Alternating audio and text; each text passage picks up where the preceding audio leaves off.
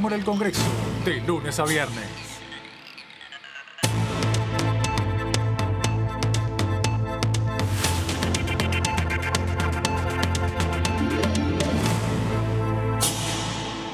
Hola, ¿cómo les va? Bienvenidos. Esto es DTV, el periodismo en el Congreso, con una nueva semana que arranca con mucha información. Y hemos recuperado compañerita, así que feliz. Este tridente informativo les va a contar todo lo que ustedes tienen que saber de la actividad parlamentaria. ¡Hola, Vero! ¿Qué tal, Meli? ¿Cómo estás? Bueno, un gusto volver a estar con ustedes. No mientas.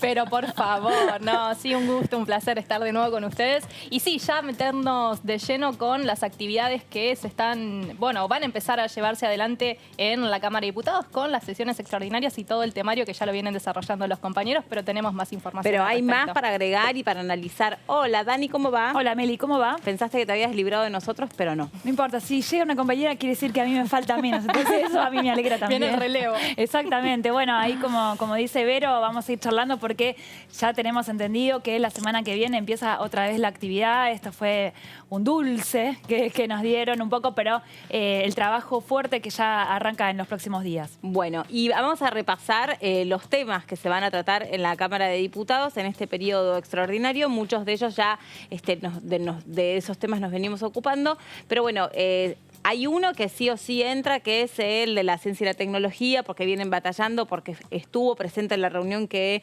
hubo entre Alberto Fernández y los diputados. Y ¿alguien quiere refrescar o recordar básicamente de qué va ese proyecto? Sí, además, Meli, es un proyecto que tuvo dictamen de comisión después de que la Comisión de Ciencia y Tecnología, que durante 2020 la estuvo presidiendo el diputado Ricardo, tuvo varias reuniones, alrededor de 4 o 5 encuentros donde estuvieron recopilando información de los distintos sectores de la ciencia y tecnología, me fui para arriba. y que además tuvo casi al borde de su tratamiento en una de las sesiones, sí, que por cuestión de horarios y de tiempos, bueno, ese tratamiento pasó a las sesiones extraordinarias y sí, tiene que ver con un presupuesto, ¿no? Con una ampliación de un presupuesto para aquellos trabajadores de este sector tan importante. De la ciencia y la tecnología, del sector público. 1% del presupuesto. En los informes que venimos presentando contábamos, hoy por hoy está en 0.28 la relación de lo que se invierte en ciencia y tecnología. Más que nada tiene que ver esto con el sector público. La idea de llegar es un plan a 10 años, llegar al 1% del presupuesto nacional. Y la idea también es algo similar a lo que viene siendo con educación también, que fue algo progresivo. Si bien algunos dijeron que el 1% representa poco, pero hoy por hoy es mucho menos aún. Entonces hay entusiasmo y hay mucha presión y mucha voluntad de legisladores de distintos sectores, porque ahí Vero mencionaba a Ricardo, pero también está Claudia Bernaza. Están interesados desde todos los sectores en que se apruebe. Sí, está del otro lado justamente el diputado Sartori. ¿Cómo le va, diputado? ¿Cómo anda? Y él integra la Comisión de Presupuesto y Hacienda. ¿Qué tal? ¿Cómo le va? ¿Cómo están ustedes? Bueno, en primer lugar, saludarlos, desearles todo lo mejor, que sea un año 2021 fundamentalmente con mucha salud, ¿no? Así que eso creo que nos va a hacer falta este año y nos va a hacer falta mucho compromiso y mucha unión. Así que con ese deseo, a ustedes que siempre están y que bueno, nos tratan con tanta deferencia, les deseo todo lo mejor. Muchas gracias, diputado. Lo mismo para usted. Nuestros deseos también de que sea un año de mucho trabajo para todos los argentinos, pero bueno, para ustedes, los diputados, particularmente el descanso es breve, va a ser breve, porque hay muchos temas para tratar, y uno es este que estábamos anticipando, que es el de incrementar el presupuesto asignado a la ciencia y la tecnología, en este caso para el sector público. ¿Qué opinión tiene? No, estoy muy de acuerdo, porque obviamente que es todo lo nuevo, lo que se vino, lo que nos permitió seguir trabajando también. Hay que adaptarse a los nuevos tiempos, a las nuevas tecnologías, y me parece bueno. Y también me parece bueno que si en tiempos de pandemia, tanto sanitaria como económica, tenemos que estar firmes al pie del cañón, y debe ser así. Así que sin ningún problema creo que en esto va a encontrar consenso de todos los diputados para trabajar y dar al Poder Ejecutivo las herramientas necesarias para que pueda afrontar todo lo que viene, ¿no? Y el mismo presidente le ha pedido a sus ministros, todos, que no se tomen vacaciones, sino que todo el mundo esté a disposición de poder ir arreglando y solucionando los problemas que se van suscitando y que son cada día mayores, ¿no? Fundamentalmente con lo que es la pandemia sanitaria que el coronavirus nos trae a traer a todos, ¿no? Sí, seguro. ¿Y cómo está la situación pandémica en su provincia a propósito? Ahora retomamos otros temas parlamentarios, pero ya que hace referencia a esto. Crece día a día. Y es más, en mi ciudad, que es una ciudad de 40.000 habitantes, que no teníamos prácticamente casos, ahora tenemos 12, 13, 14 casos diarios. Vale decir, este virus es, ustedes lo saben, muy contagioso y se traslada rápidamente. Así que, bueno, pedir a todo el mundo que se concientice, que use el barbijo, que mantenga el distanciamiento, que no baje los brazos, porque creo que hubo un poco un relajamiento de parte de la sociedad, de por ahí creyendo a mí no me va a tocar o quizás esto no va a pasar, y después pasa todo lo que está pasando, ¿no? Así que está muy bueno que ustedes también lo remarquen, lo subrayen, y fueron actores principales desde el comienzo de la pandemia en concientizar, así que no bajemos los brazos en eso, y ustedes son mirados por mucha gente, así que hay que hacer mucho hincapié en eso. Diputado, ¿qué tal? Vero Benaim lo saluda. ¿Cómo le va? Buenas tardes. Aprovechando que está en la Comisión de Presupuesto, hay que destacar que dentro del paquete de proyectos que envió el Ejecutivo Nacional o que puso en el temario para tratar en sesiones extraordinarias el presidente Alberto Fernández, hay varios proyectos o iniciativas que corresponden a lo económico y que fueron elaboradas por la cartera de Martín Guzmán. ¿Cómo van a trabajar sobre estas iniciativas? ¿Tienen alguna ya noción o línea o mapa para empezar a este trabajo de cara a la sesión que se espera la semana que viene? Sí, sabemos que uno de los primeros proyectos que el ministro está mandando es la sostenibilidad de la deuda pública. Sostenibilidad. Ahí está un trabalengua. Y el proyecto, los proyectos de beneficios también que traen para que se genere más obra pública, que esto va a traer actividad económica y también obviamente mano de obra, que es lo que el país necesita generar en estos momentos. Otro de los proyectos que también se habla que van a venir a las comisiones y va a venir a diputados para tratar en las primeras sesiones que se dan ahí por el 19-20 es la prórroga de la ley de biocombustible, que también es algo que necesitamos para seguir teniendo un combustible que alcance a todos y que también pueda abaratar un poco los costos, ¿no? Que tiene que ver con todo lo que es el aceite de maíz, soja, todas las cuestiones que tienen que ver con el biocombustible, que se viene trabajando hace muchos años en la Argentina y que bueno, que hay que hacer la prórroga de la ley ahora también de este biocombustible. ¿Qué tal, diputado? Buenas tardes. Daniela Mosetic lo saluda. En primer lugar, saber, ¿puede ser que a fines de esta semana, jueves o viernes, haya alguna primera convocatoria de comisión? ¿Tienen alguna información sobre eso? Y otra pregunta también, con respecto a las extraordinarias, ¿qué otros temas cree que son prioridad? Porque el temario la verdad que es largo y queda poco tiempo. ¿Cuál otro debería ser prioridad para el tratamiento antes del 28 de febrero?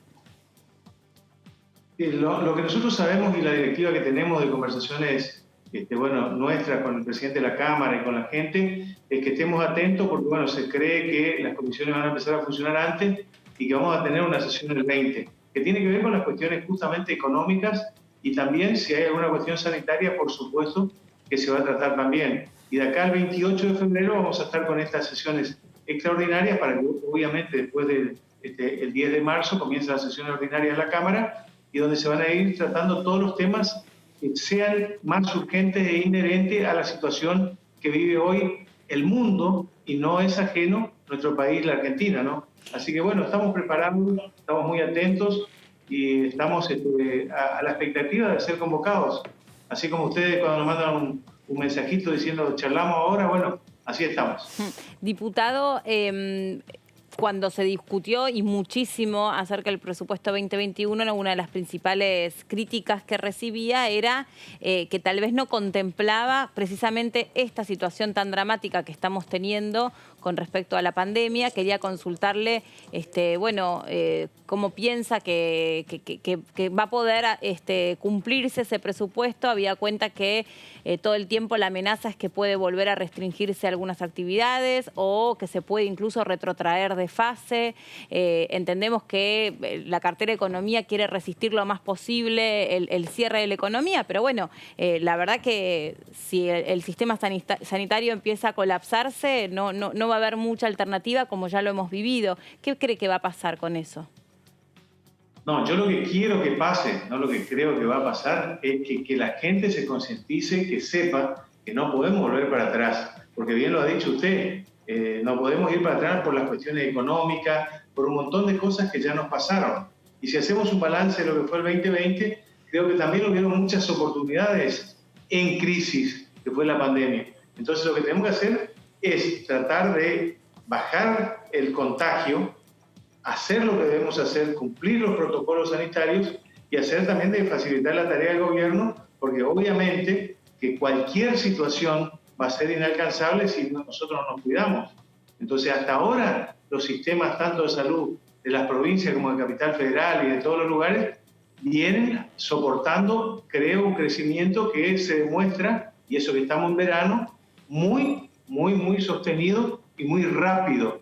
Pero depende mucho, obviamente, de nosotros. Siempre vemos que todo este tipo de cuestiones, inclusive voy a decir algo odioso, pero así se empiezan a generar después de las grandes fiestas y las grandes juntadas y las grandes convocatorias que se hacen en diversos lugares, en reuniones privadas, públicas, en lugares, en cosas que no están permitidas. Bueno, obviamente que ahí hay un crecimiento exponencial después de todo lo que tiene que ver con los contagios. Entonces, creo que debemos ser conscientes que no le podemos dejar solo al Estado y no podemos pedirle todo a un Estado que por más buena voluntad que tenga, si nosotros no colaboramos como ciudadanos, estamos mal.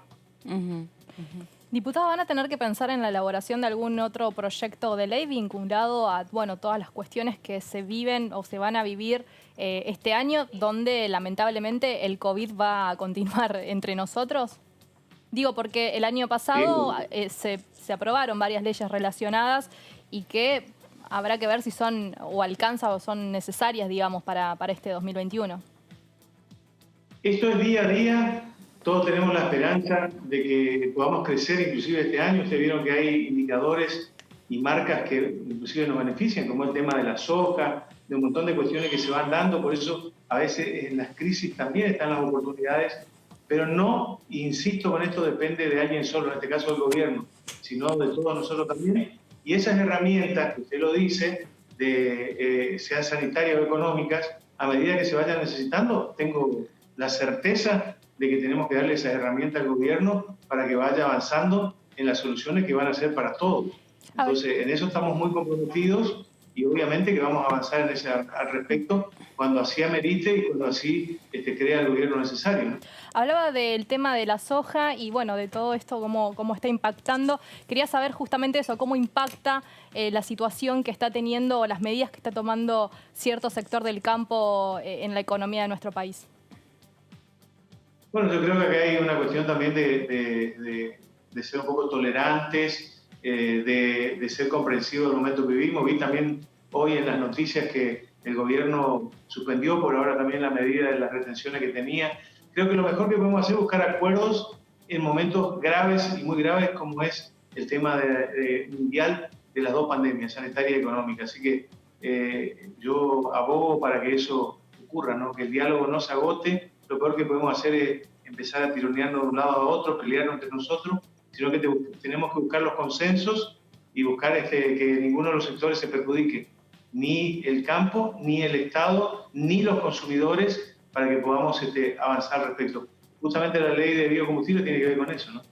Diputado, le consulto, entró la semana pasada un proyecto del Poder Ejecutivo, del Ministerio de Economía, que tiene que ver con cambios en el monotributo. También hay dando vueltas algún proyecto para hacer modificaciones en ganancias. Está pendiente la reforma tributaria.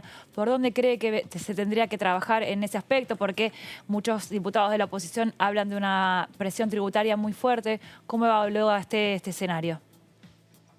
No, yo digo que la Argentina tiene que discutirse, y eso lo hablamos con el presidente de la Comisión, el diputado Carlos Heller, hace un tiempo que debemos darnos un debate de lo que tiene que ver justamente con las cuestiones fiscales de la Argentina y también con las cuestiones laborales. Hay que discutir las dos cosas si queremos crecer en serio y despegar como país.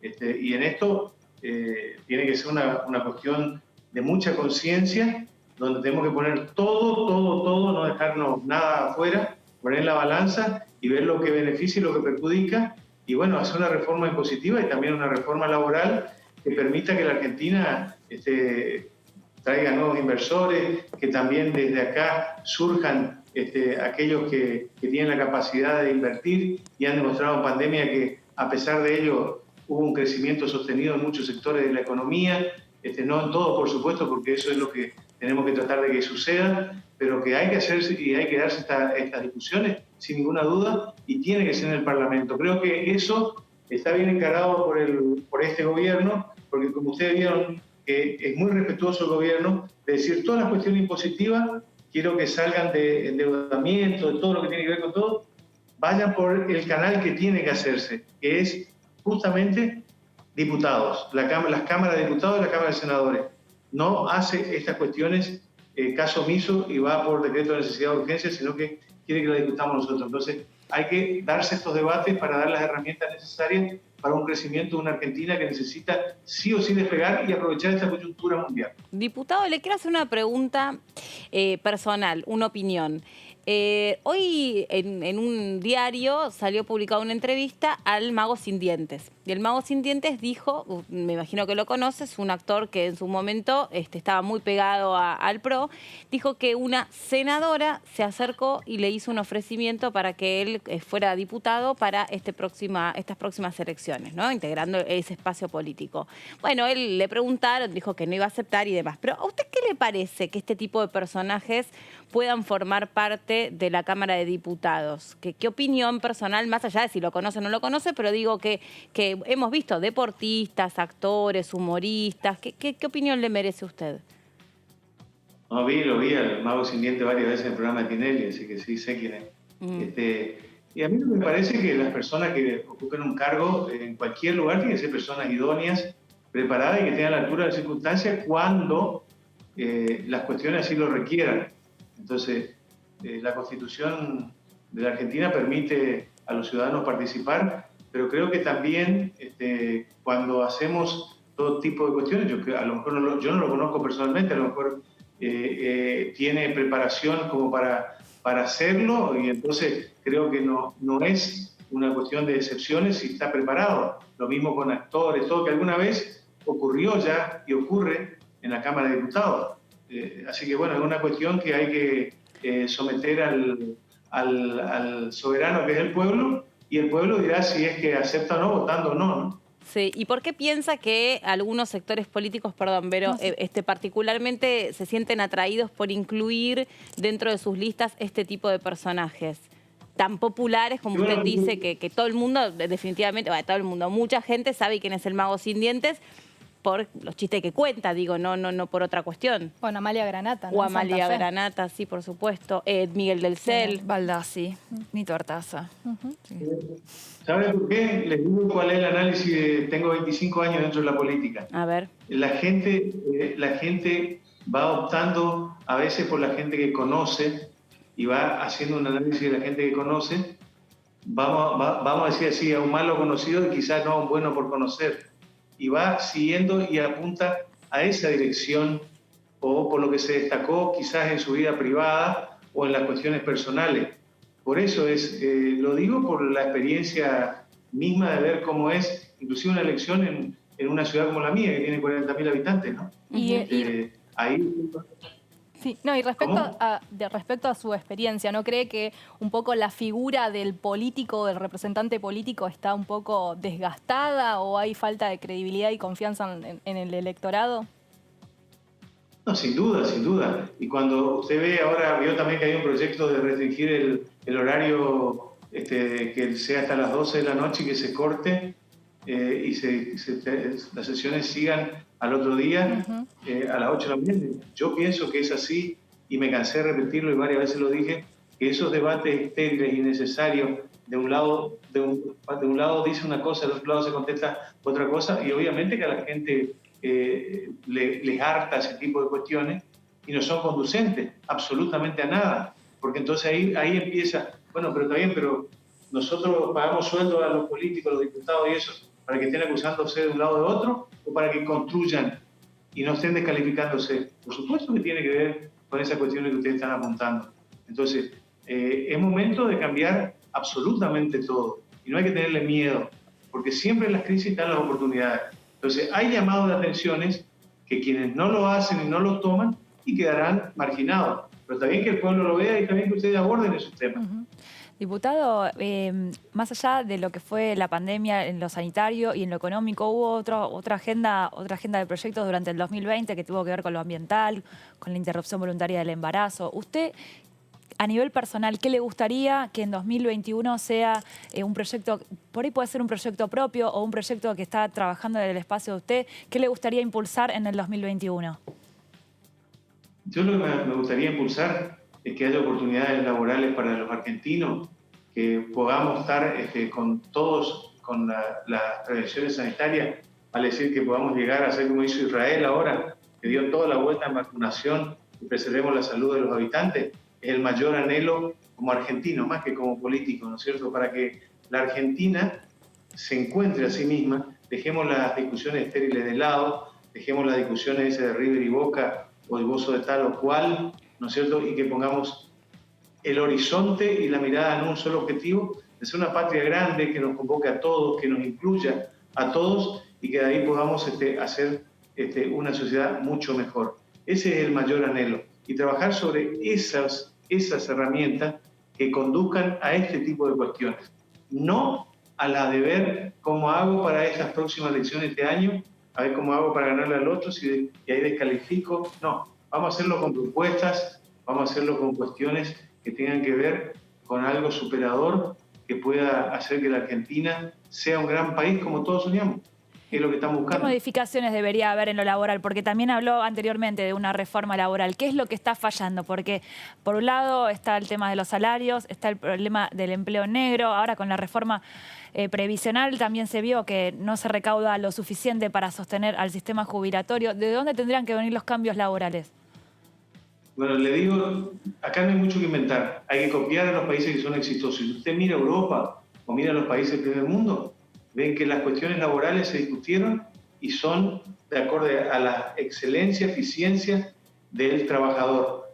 Acá hay algo que no funciona. Si yo cada vez me quedo sin más trabajo y cada vez los índices laborales míos van decreciendo en cantidad de puestos de trabajo, algo no está bien. Entonces que tengo que darme esa discusión. Y en esa discusión tengo que darme toda la discusión. Si voy a dar una reforma impositiva que va a beneficiar a quienes tienen trabajo, bueno, también debe haber una contrapartida por parte de quienes generen trabajo también en lo laboral, pero bueno, flexibilizando a lo mejor una cuestión que permita tomar más trabajo. Si usted hoy habla con cualquier generador de trabajo, le digo, me pasa a mí, que hablo permanentemente con la gente, y me dice, no, necesito gente, pero no me animo a tomar a veces porque, bueno, está muy, muy complicado. Después, si la gente no es eficiente o no, o no está de acuerdo a lo que eran mis expectativas laborales. Entonces, bueno, hay que hacer una flexibilización, hay que ver y revisar la matriz que evidentemente no está dando resultados. Entonces, discutamos las cosas que nos dan resultados para poder ir adelante en un país que tenemos todo, pero no podemos encontrarnos entre nosotros. Diputado, muchas gracias por este contacto con nosotros, muy amable. A ustedes por la deferencia de tenerme siempre presente para dialogar con ustedes. Les mando un cariño inmenso, cuídense mucho, difundan mucho que el gobierno no puede solo, que la mayor cuestión tiene que ser entre nosotros y a cuidarnos entre todos. Si yo me cuido, te cuido. Y si vos te cuidás, me cuidás. Muchas gracias, muy amable. Bueno, ahí está el diputado Sartori hablando de todos los temas. La verdad que el tema de la pandemia viene pisando los talones fuerte en casi todas las provincias argentinas. Muchas de ellas tuvieron que retrotraer de fase. Toda la polémica alrededor de la vacuna, si va a haber una segunda dosis o no va a haber una segunda dosis. También todo eso va a afectar las leyes que queden aprobadas o que se debatan, y también ni que hablar este presupuesto que por ahora la principal crítica que había obtenido era que no no había merituado que esta posibilidad de la pandemia, digamos, a principio de año ya estuviese golpeando con la segunda ola. Ya aquí los epidemiólogos dicen ya hay segunda ola en nuestro país. Un presupuesto claramente que no contemplaba esta situación y cada vez que lo consultábamos, bueno, nos decían esto es día a día, no se sabe cómo va a continuar o no, pero que básicamente se proyectaba, ¿no? Una situación siempre viendo lo que acontecía en Europa y con serias críticas a este presupuesto respecto a esa situación, sobre todo donde también se cortaba o se quitaba al menos la situación del Planife, lo que tiene que ver los ATP, los claro. ATP, ¿no? Esa situación, y eso fue un gran debate que también se dio mientras se trató el presupuesto 2021. Respecto a esto de la pandemia, bueno, yo viajé, me tocó viajar de mi provincia, de Tierra del Fuego, hacia Capital, y ya en Ezeiza se está haciendo al ingresar el control del hisopado, que bueno, una vez que uno retira el equipaje, ya inmediatamente te llevan a los distintos boxes de monitoreo respecto a eso, te lo hacen en el instante y luego te envían, digamos, el resultado a través de WhatsApp y si diste de manera positiva se comunican con vos para hacerte un seguimiento y etcétera, etcétera. Bueno, en mi caso obviamente fue negativo, ¿no? Claramente. Mira, bueno, está bueno saberlo. Estuvimos hablando sobre este tema con la diputada Latorre. Los municipios turísticos como Necochea, sobre todo los que tienen playa, el corte a las 11 de la noche es complejo para todo lo que es la gastronomía, que es el segundo turno. Claro. El segundo turno en la gastronomía empieza 22:30, entonces el cierre de 11 a 5 de la mañana complejiza mucho, sobre todo el sector gastronómico, lo que es resto, bar, bueno, comida al paso, y en realidad por ahí habría que tratar de generar algún tipo de negociación. El problema más grande que tenemos nosotros en los municipios, por lo menos lo que yo puedo observar y hablando con compañeros y compañeras, es el tema de las fiestas clandestinas. También hay que entender que los y las adolescentes necesitan un tipo de recreación, ¿viste? Habría que poder pensar en algo específico para ellos y ellas que no fueron al colegio, que no tuvieron egreso. Yo creo que está bien la medida del presidente, me parece que no puede ser aplicada a todos los municipios por igual porque de verdad nosotros estuvimos muy complicados durante todo el invierno, obviamente con el sector gastronómico, y por ahí en el verano se había empezado a reactivar porque hay gente en Necochea, porque hay turismo. El cierre a las 11 de la noche implica por ahí la merma de también personal de servicio, o sea, la segunda tanda de mozos, de mozas y demás, que siempre están hasta las 2 de la mañana, que es donde termina el segundo turno, se complejiza mucho. Me parece que hay que tratar de buscar alguna vuelta que no afecte tanto la movilidad económica que está posibilitando esta temporada, que es atípica, a ver, porque estamos todos y todas con barbijo, tenemos distanciamiento de mesas, y me parece que el tema del contagio, por lo menos acá, y esto es una opinión mía y es personal de lo que yo veo y vivo acá en un municipio de la costa, el problema no se da en los contagios en el restaurante, porque de verdad el sector gastronómico tiene mucho cuidado al ingreso, toman la temperatura, tenemos que usar barbijo, solamente nos podemos sentar hasta 6 personas por mesa. Me parece que hay que tener otro tipo de control en lo que es fiestas clandestinas, que de verdad se ha transformado en un problema para los municipios, sobre todo como el municipio de Necochea, que hemos encontrado fiestas muy, muy grandes en la playa, lejos, pero con disjockey, con bar, con venta de alcohol. Bueno, ahí estaba la palabra de la diputada y también estuvimos hablando con... le dije Latorre y era López, perdón, diputada. Y también hablamos con el diputado Ignacio Torres, lo hicimos la semana pasada, hablando un poco, haciendo un repaso sobre el año 2020, el año legislativo 2020, y los pronósticos y los temas más importantes que se van a tratar durante este periodo extraordinario. La verdad que hubo durante mucho tiempo un relato esperanzador que incluso se vio reflejado en un presupuesto nacional que contemplaba un año básicamente sin pandemia y obviamente sin las restricciones que hoy estamos viendo. Ese hartazgo generalizado, además del malestar de toda la ciudadanía, se ve reflejado en un montón de comerciantes que lamentablemente están haciendo lo imposible por no bajar la persiana y sin poder tener ningún tipo de previsibilidad de lo que va a ser este año, ¿no? Si va a haber ayuda nuevamente del gobierno, cuál va a ser el contexto macroeconómico, el miedo de caer en una eventual espiral inflacionaria. Por lo tanto, la situación es de mucha incertidumbre. Nosotros trabajamos en conjunto con ellos en un esquema de corredores turísticos seguros. ¿Qué implica esto? Ya que es lógico que pueda haber algún tipo de restricción de entrada del extranjero o incluso interprovincial. Internamente el turismo se puede fomentar en base a protocolos seguros de corredores seguros turísticos, que hay voluntad para hacerlo, y de hecho hay responsabilidad por parte de los distintos actores que intervienen. Lamentablemente el gobierno de la provincia de Chubut no ha tenido voluntad de avanzar en este sentido, sí en otras cosas. Por ejemplo, el protocolo para los casinos en Chubut, para que los casinos estén abiertos y siguen abiertos, y no con la restricción horaria que los comercios tenían hasta hace pocos meses. Eso salió en tiempo récord. Lamentablemente, evidentemente, los amigos del poder tienen algunos beneficios que el comerciante de a pie no tiene. Bueno, ya está del otro lado también conectado el diputado Schiavoni para hablar con nosotros. ¿Cómo le va, diputado? ¿Cómo está?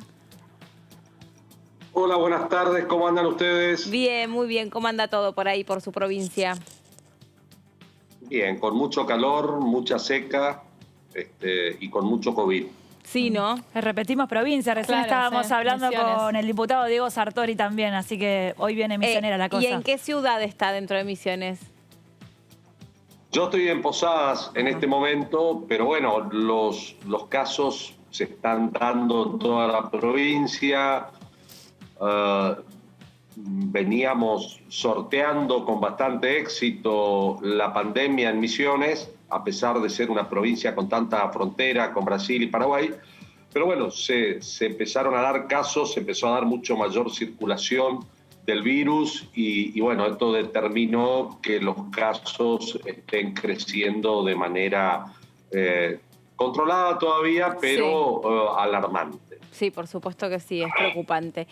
Bueno, diputado, nosotros ya hemos hecho aquí en este programa un balance del año pasado, un año tan particular, donde no ha frenado para nada, lejos de frenar el Congreso, ha trabajado muchísimo. Le consulto, para el año que viene, ¿qué proyecto le parecería importante impulsar a usted personalmente? Bueno, yo creo que tal y como vienen las cosas, digamos, no pensábamos al inicio de toda esta pandemia que el periodo de duración iba a ser mucho más corto y que nadie imaginaba que para inicio del 2021 estemos todavía sufriendo los efectos de la pandemia, tanto en lo sanitario como su correlato en lo económico, ¿no es cierto? Entonces, me parece que la agenda del año que viene, y lo digo lamentablemente, ¿no?, va a tener que estar orientada a encontrar la manera inteligente de poder trabajar y producir dentro de un esquema de restricciones sanitarias. Me parece que vamos a tener que agudizar el ingenio por ese lado. Escuchaba anteriormente lo que planteaba Nacho Torres respecto del turismo. Imagínense ustedes una provincia como Misiones, una ciudad como Puerto Iguazú, que directamente hoy es un desierto, la mayor parte de los hoteles tuvieron que cerrar, hay muchísimos establecimientos hoteleros en venta en este momento en Puerto Iguazú. Bueno, no podemos seguir con esa situación, vamos a tener que buscar la manera inteligente de armonizar el turismo, la explotación económica con las restricciones sanitarias. Me parece que ese es el desafío que se viene en la Argentina. Yo estoy muy preocupado por la caída en la tasa de inversión, porque entiendo que la economía se mueve y se generan puestos de empleo genuinos a partir de la inversión. Bueno, casi 12 puntos cayó la tasa de inversión durante este año en nuestro país.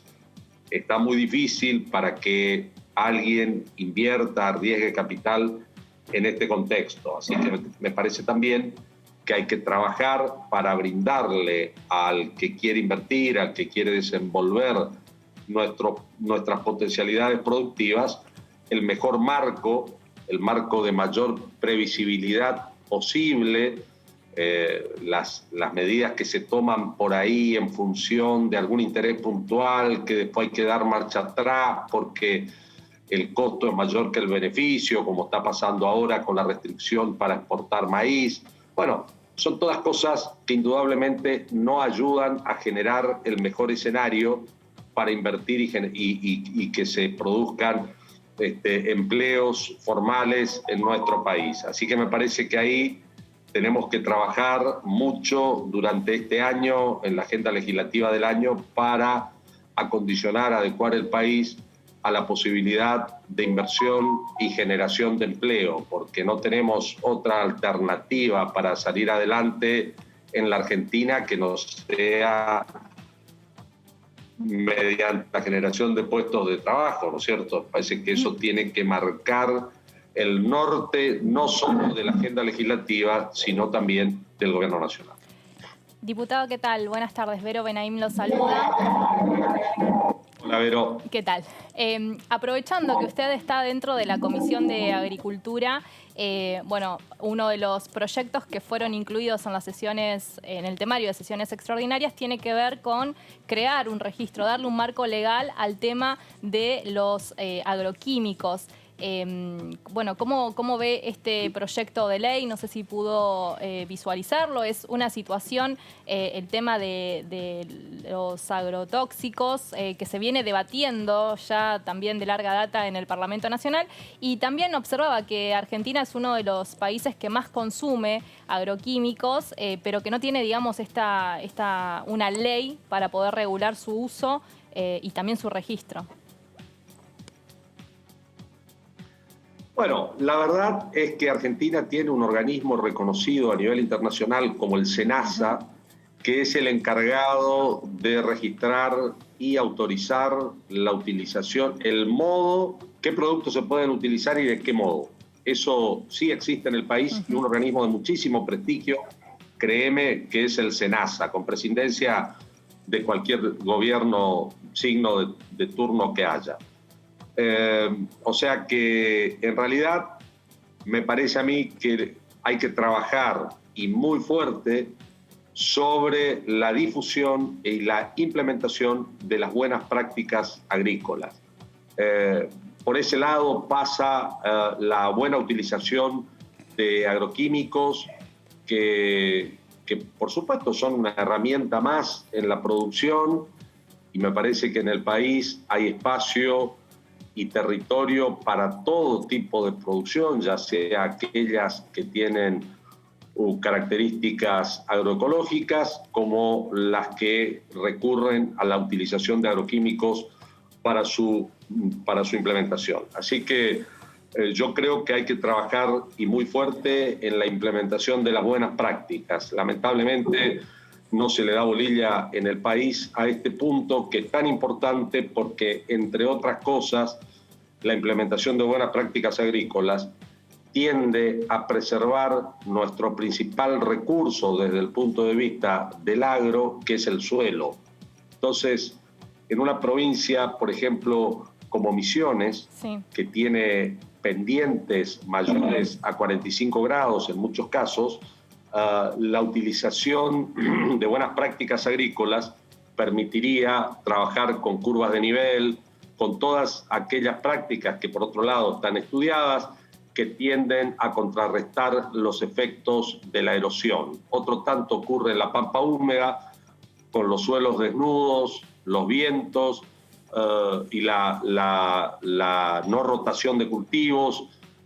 Bueno, son todas prácticas que existen, que están estudiadas, pero que hay que llevarlas adelante. Ahora, mal se puede pretender que nuestros agricultores, sean pequeños o grandes, o medianos, implementen buenas prácticas agrícolas si las desconocen, si no hay una acción decidida por parte del Estado de promoverlas y asegurar su implementación a través de algún tipo de promoción, como existe, por ejemplo, en el proyecto de ley de fertilizantes, que prevé una rebaja en impuesto a las ganancias ante la utilización de determinados fertilizantes que enriquecen el suelo.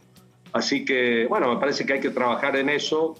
Yo creo que no hay que tenerle miedo a los agroquímicos. No comparto el término de agrotóxicos, porque en realidad son tóxicos para algunos patógenos o para algunas malezas, digamos, pero no son tóxicos para el ser humano, por lo menos los que están permitidos por el SENASA en nuestro país. Por supuesto que la dosificación y la manera de aplicarlos depende muchísimo en la inocuidad o no de estos productos. Y en esto vuelvo a la educación, a la implementación de buenas prácticas agrícolas. Diputado, lo consulto siguiendo con el tema agro. Hoy el gobierno tiene un conflicto con sectores del agro también por el tema retenciones. Cuando hace más de una década ese tema quiso pasar por el Congreso, ya todos recordamos lo que pasó en el 2008, fue muy difícil lograr la aprobación y de hecho no se logró en el Congreso el tema de retenciones. ¿Cómo se resuelve eso? Por un lado, las decisiones del gobierno sobre temas que son convenientes o no para el comercio, para las exportaciones y las retenciones, y por otro lado el reclamo o lo que habla usted de reconocer a los sectores del campo, el trabajo y lo importante que es para la producción nacional. ¿Cómo se resuelve esa tensión que está permanente? Bueno, yo creo que el primer paso para resolver la relación de tensión entre el gobierno y el sector del agro es salir del estereotipo que plantea muchas veces o que se plantea muchas veces desde el gobierno nacional, desde sus máximos dirigentes, de englobar a los sectores de la producción agropecuaria de la Argentina en una suerte de estereotipo de oligarquía agroexportadora, porque sencillamente eso no ocurre más en la Argentina desde hace décadas. Es como una visión que atrasa suponer que toda persona que se dedique a la actividad agropecuaria es un terrateniente, es un oligarca, no es así, digamos, eso es una simplificación maniquea que no colabora para nada y es un reduccionismo ideológico que por supuesto no comparto. El agro está compuesto por infinidad de actores de diferentes tamaños que lo único que pretende un productor agropecuario es que lo dejen trabajar tranquilo.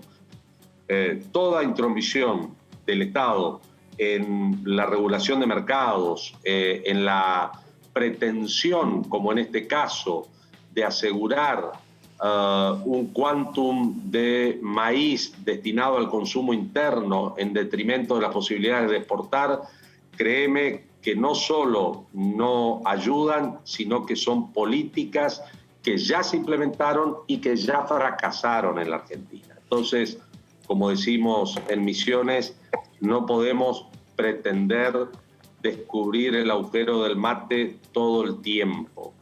Esto ya se probó, ya se sabe que no funciona, que el resultado lamentablemente es el adverso al que se persigue, porque los productos del agro y sobre todo los commodities están regidos por cuestiones que no ocurren exclusivamente en las fronteras de nuestro país. La Bolsa de Chicago determina precios que no podemos torcer nosotros a partir de acciones que se realicen dentro de las fronteras de la Argentina. Y siempre que se plantea esta idea de que hay que guardar para la mesa de los argentinos, etcétera, ya lo hemos vivido muchas veces en el país, ese tipo de enunciados, lo que hay que hacer es hay que producir más, hay que generar las condiciones para aumentar la producción. Ese es el camino correcto, no buscar medidas de política económica coyunturales de probada ineficacia para tratar de salir adelante ante una situación como la que se da, por ejemplo, en el caso del maíz. Hay cosas que ya se hicieron en la Argentina, que ya está probado que no funcionan, entonces me llamó poderosamente la atención cuando volvieron con esta medida de restringir las declaraciones para exportación de maíz, estando al frente del Ministerio del Agro de la Nación una persona que conoce el tema, como el ingeniero Luis Basterra, donde estoy seguro que no habrá salido de su escritorio este tipo de medidas, sino más bien desde algún otro lugar donde desconocen cómo funcionan los mercados agropecuarios. Así que para aliviar la tensión entre el gobierno y el campo, lo primero que tienen que hacer es salir del estereotipo Estado intervencionista versus oligarquía agraria, porque eso es falso, digamos, no existe. Y después, bueno, hay que brindar el marco, el escenario para que las actividades del agro prosperen. Es importante en la balanza de pagos de la Argentina las exportaciones del sector agropecuario y, por supuesto, cuanto más valor agregado, cuanto más trabajo argentino incorporado tienen esas exportaciones, mejor es. Y esto comprende, obviamente, el complejo oleaginoso, comprende la fabricación de harinas y la transformación de proteína vegetal en proteína animal de altísima calidad, que es un rubro en el que los argentinos tenemos un expertise que es valorado en el mundo entero. Entonces, hay que generar el marco para que esas actividades prosperen y no pelearse con la gente del agro.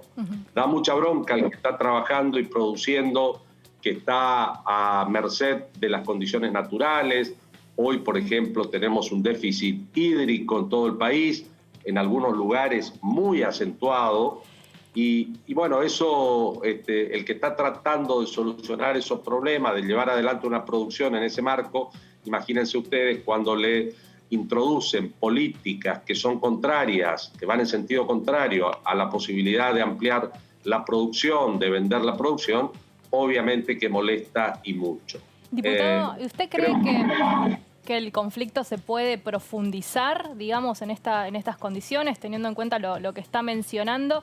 Por otro lado, hablaba con algunos representantes del oficialismo que consideran que este sector del campo lo que hace es, textuales, ¿no?, de algunos dirigentes del oficialismo, ponerse nervioso porque se quieren quedar con la renta extraordinaria. ¿Usted lo ve así?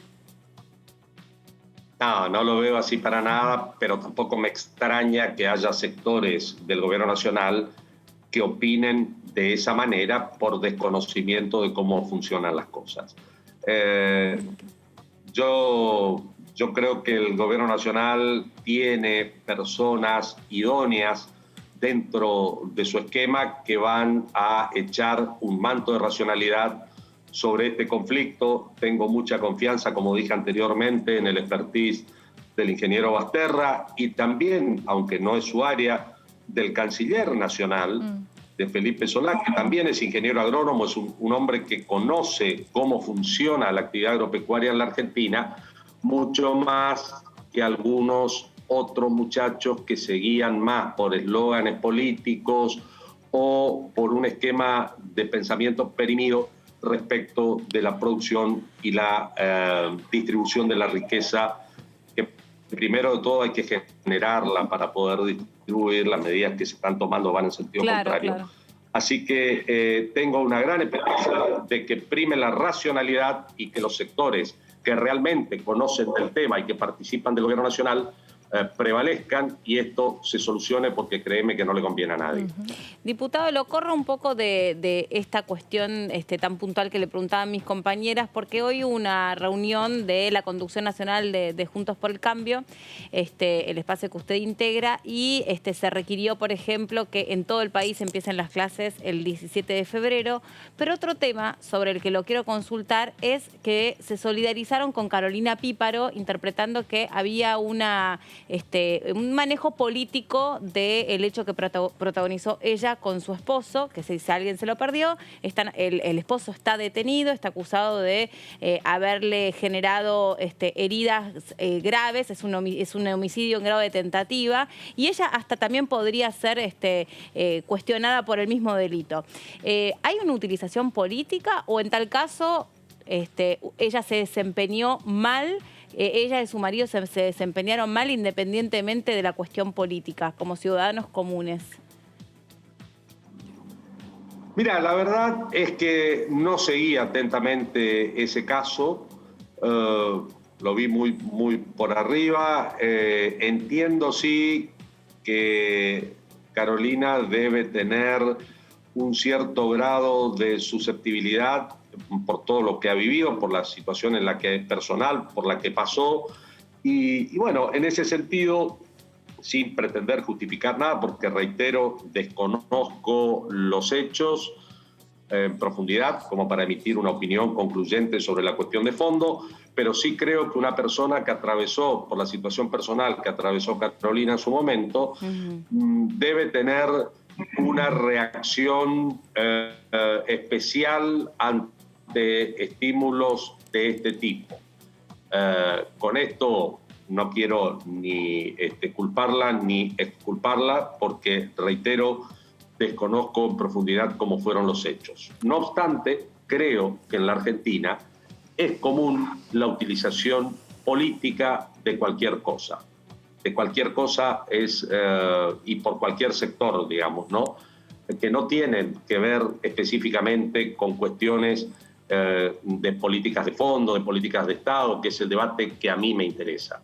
En el resto me parece que siempre hay chisporroteos con cualquier hecho que se toma, se politiza, y también los medios se ocupan mucho de eso, de hacer hincapié en esas cosas, y por ahí soslayar las discusiones de fondo que son más importantes para la marcha de nuestro país. Sí, lo que pasa es que también hay algunos temas sobre los cuales me parece que concretamente a aquellos que ocupan un lugar determinado en la sociedad, los políticos, concretamente ella además integra el gabinete de asistencia a la víctima, por ahí la sociedad le reclama o le reprocha determinadas actitudes, más a algunos que a otros, ¿no? Porque si este mismo hecho probablemente lo hubiese protagonizado otra persona, también la sociedad tendrá derecho a reprochar que si asistió o no asistió correctamente esa persona, pero especialmente me imagino algunos, no es lo mismo que además sean funcionarios públicos, ¿no? Que además sean políticos. No, por supuesto que siempre cualquier hecho cometido por una persona pública, sea dirigente político o sea una persona pública por otro motivo, tiene mayor repercusión que el que comete un ciudadano común. Pero reitero, yo desconozco los detalles de este accidente, como para decirte la están manipulando políticamente o si metió la gamba, o sea, no lo sé. No podría, Sí. Lo que creo que no debe desconocer es cómo está la alianza de Juntos por el Cambio actualmente, en función de que es un año electoral, cómo se ve proyectado este espacio respecto a lo que van a ser las elecciones, sobre todo donde este año Juntos por el Cambio se va a jugar una cantidad de bancas importantes dentro de la Cámara Baja. Sí, efectivamente, las bancas que se renuevan en la elección de este año son las obtenidas en 2017, donde obtuvimos una buena performance que hace que en el 21 pongamos muchas bancas en juego. Pero en función de eso también debo decir que el espacio está muy fuerte, está muy consolidado. Hay, como ustedes saben, reuniones de la Mesa Nacional de Juntos por el Cambio de manera quincenal. Hay una buena relación, por lo menos en lo que a mí me atañe, que es el interbloque en la Cámara de Diputados. Tenemos una excelente relación entre los partidos que conformamos el espacio. Y la verdad es que creo que el hecho de haber perdido las elecciones en el 2019 como frente electoral y permanecer unidos y ir tomando posición sobre los diferentes temas a lo largo de todo el 2020 es un buen punto de arranque para encarar el proceso electoral de este año, donde, reitero, la vara la tenemos muy alta porque en 2017 habíamos hecho una muy buena elección de medio término. Diputado Schiavoni, gracias por este contacto con nosotros, que siga muy bien y nos reencontramos en cualquier momento. Bueno, muchísimas gracias, chicas. Que tengan buen día y buen año. Chao, buen año, hasta luego. Nosotros aquí en DTV, el periodismo en el Congreso, vamos a hacer una pausa cortita y ya venimos con más noticias, con más cosas para contarles. Las chicas prepararon informes y mucho lo que tenés que saber sobre lo que puede llegar a pasar en la próxima sesión especial. Ya venimos.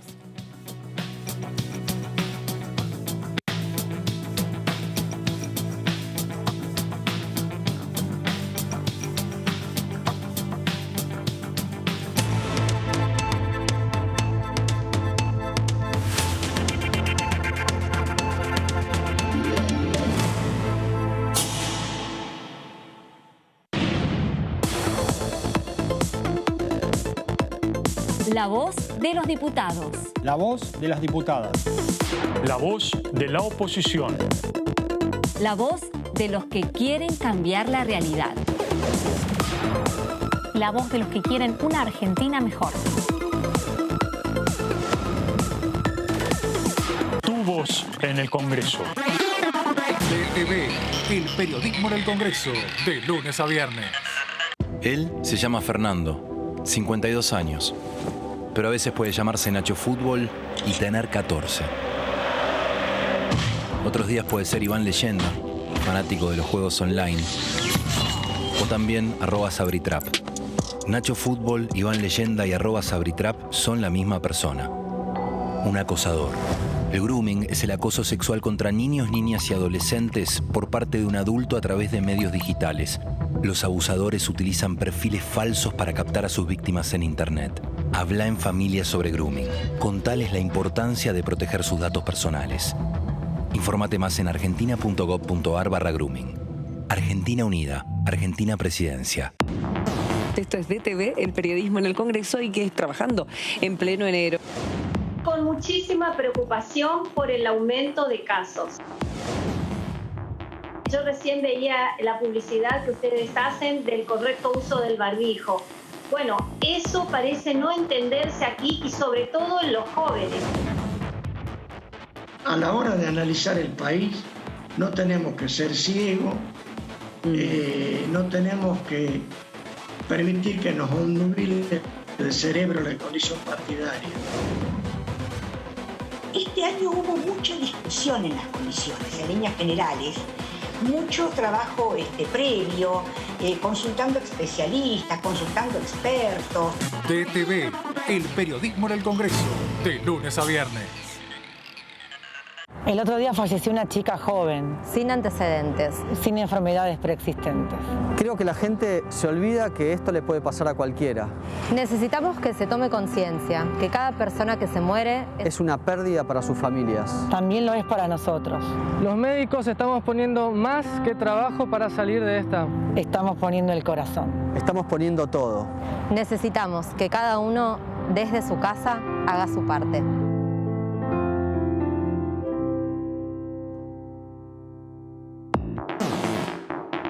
Toda la actividad parlamentaria de la Cámara de Diputados. En la Cámara de Diputados de la Nación, la información es mucha. La cobertura del tratamiento político de leyes. En el recinto. En pasos perdidos. La opinión de los protagonistas. En comisiones. En los despachos. El día a día de los diputados y diputadas de la Nación. Y nosotros tenemos la mejor información.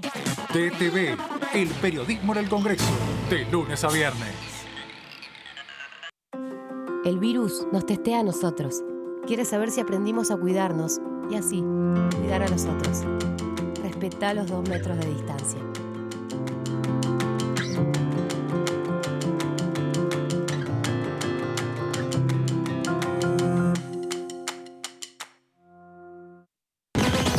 Toda la información parlamentaria la encontrás acá, en DTV, el periodismo en el Congreso. DTV, el periodismo en el Congreso, de lunes a viernes. Formas correctas de usar el barbijo casero. Lávate las manos antes de ponértelo. Ajustalo a las orejas. La nariz y el mentón van adentro. Usalo al salir de casa, en el trabajo, en los momentos de descanso. No lo toques. Lávalo al regresar. Volvé a lavarte las manos con agua y jabón.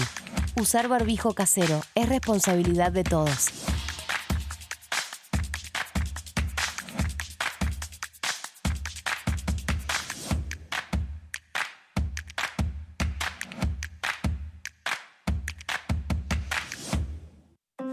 El virus nos testea a nosotros. Quiere saber si aprendimos a cuidarnos y así cuidar a los otros. Respetá los 2 metros de distancia.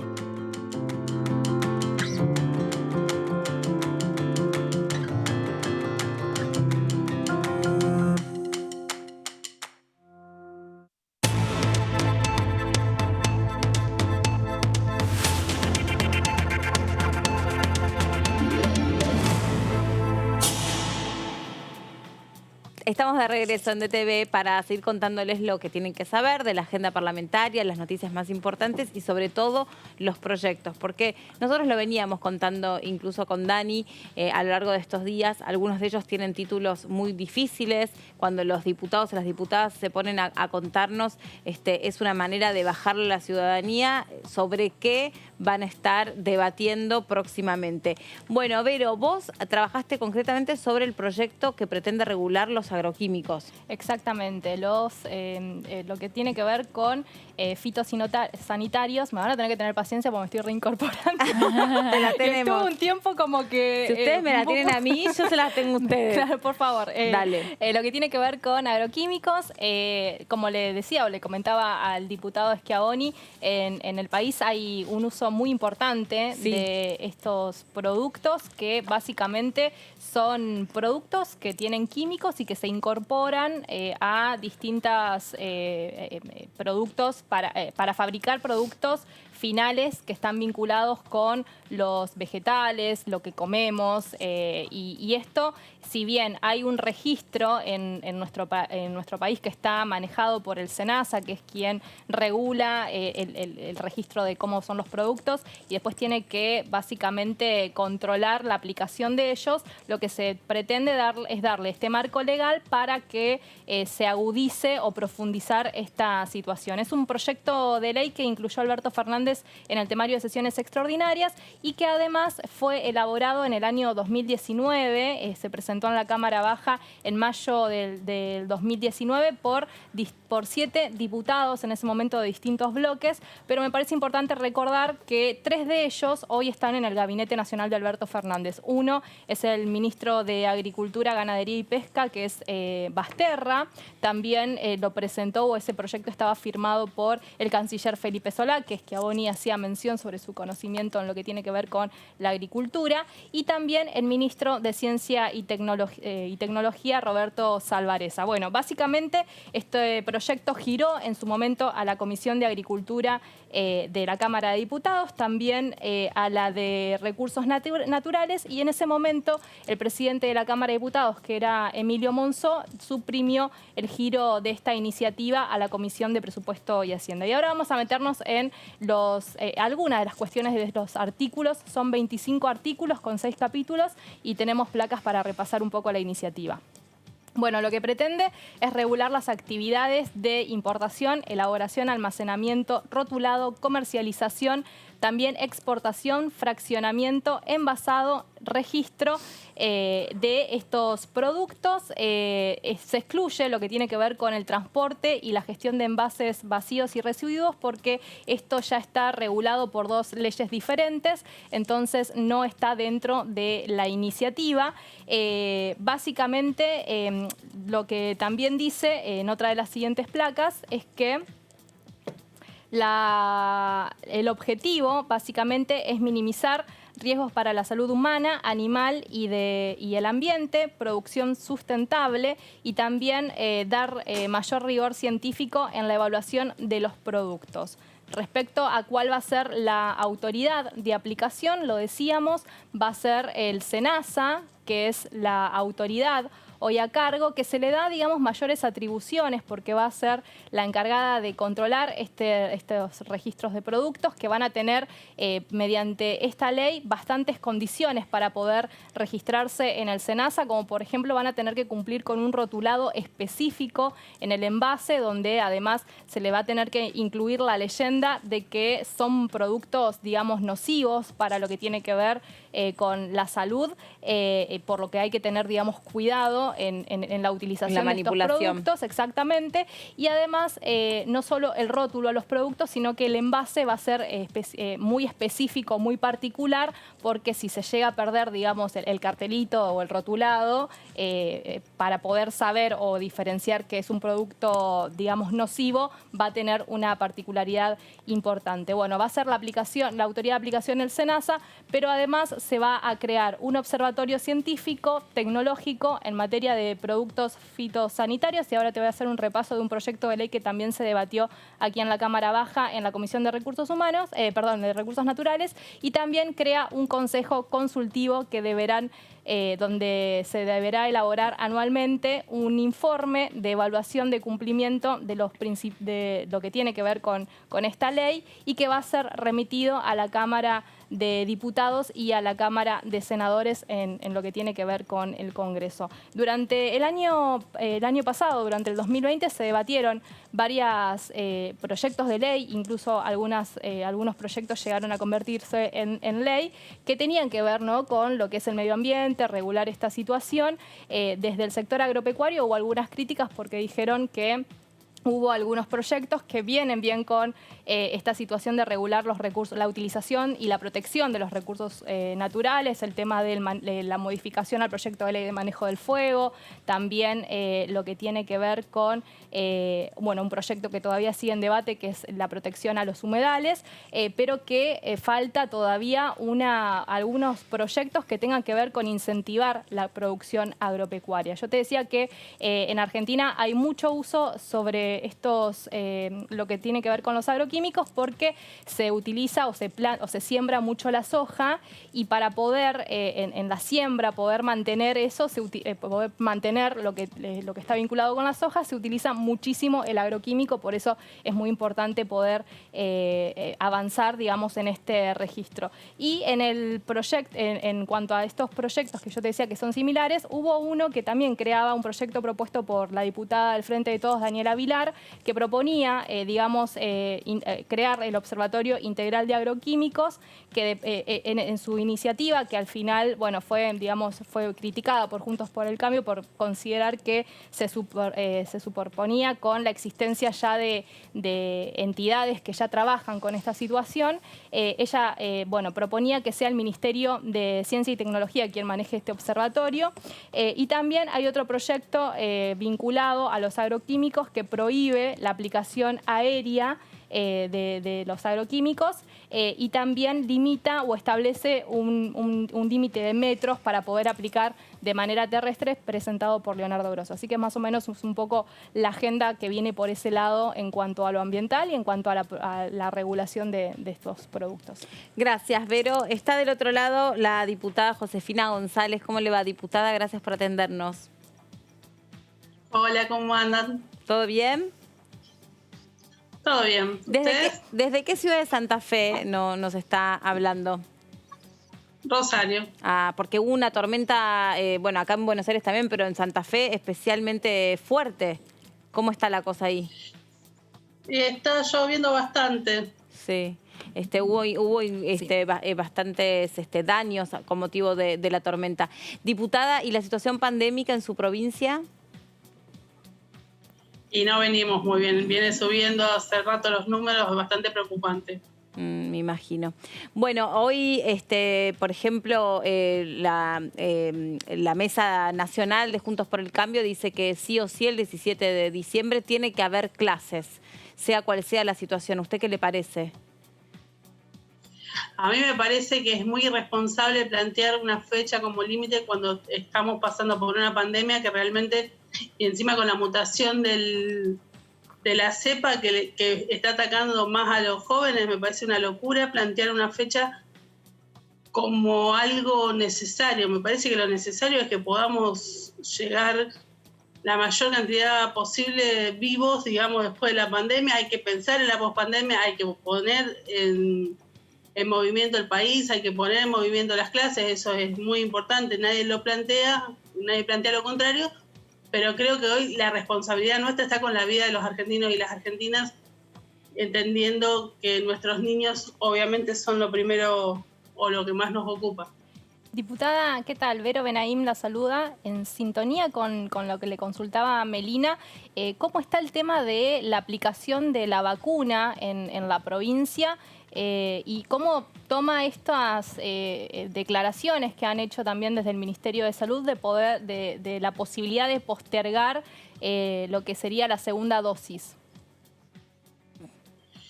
Bueno, acá ya llegaron las dosis para la segunda aplicación. Estamos en ese momento.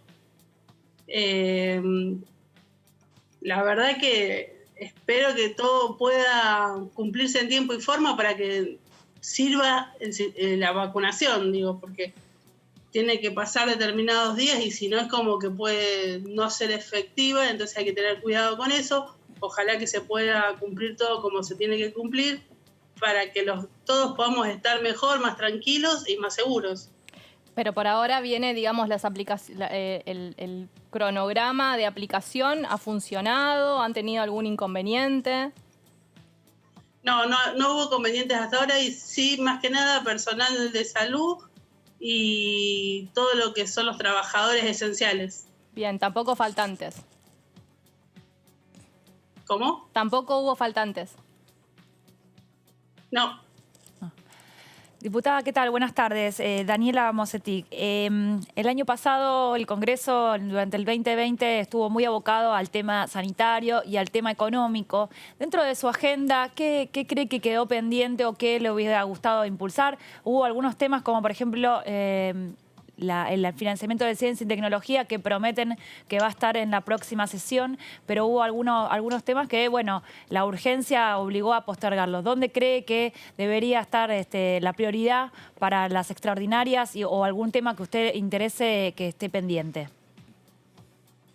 Y todo lo que es desarrollo me parece que es lo que está pendiente porque obviamente, como vos decís, lo más importante en este momento fue la parte sanitaria. Creo que la parte de desarrollo económico para poder poner a la Argentina en movimiento de nuevo es lo que nos falta y es lo que seguramente este año va a ser el eje del gobierno y nuestro. Diputada, nosotros hablábamos con algunos colegas suyos o a raíz de una noticia que se conoció hoy de un ofrecimiento como diputado nacional para el cómico Mago Sin Dientes, seguramente lo reconocerá de algún programa de televisión.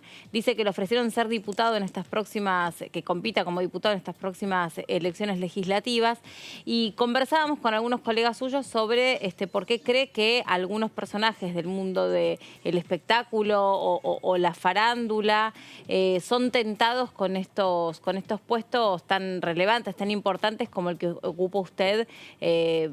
Digamos, yo desconozco en lo personal si tiene formación técnico o profesional Mago Sin Dientes, entiendo que no, o sea que es convocado solo por su carácter de personaje popular. ¿Qué le parece a usted un ofrecimiento de esta naturaleza?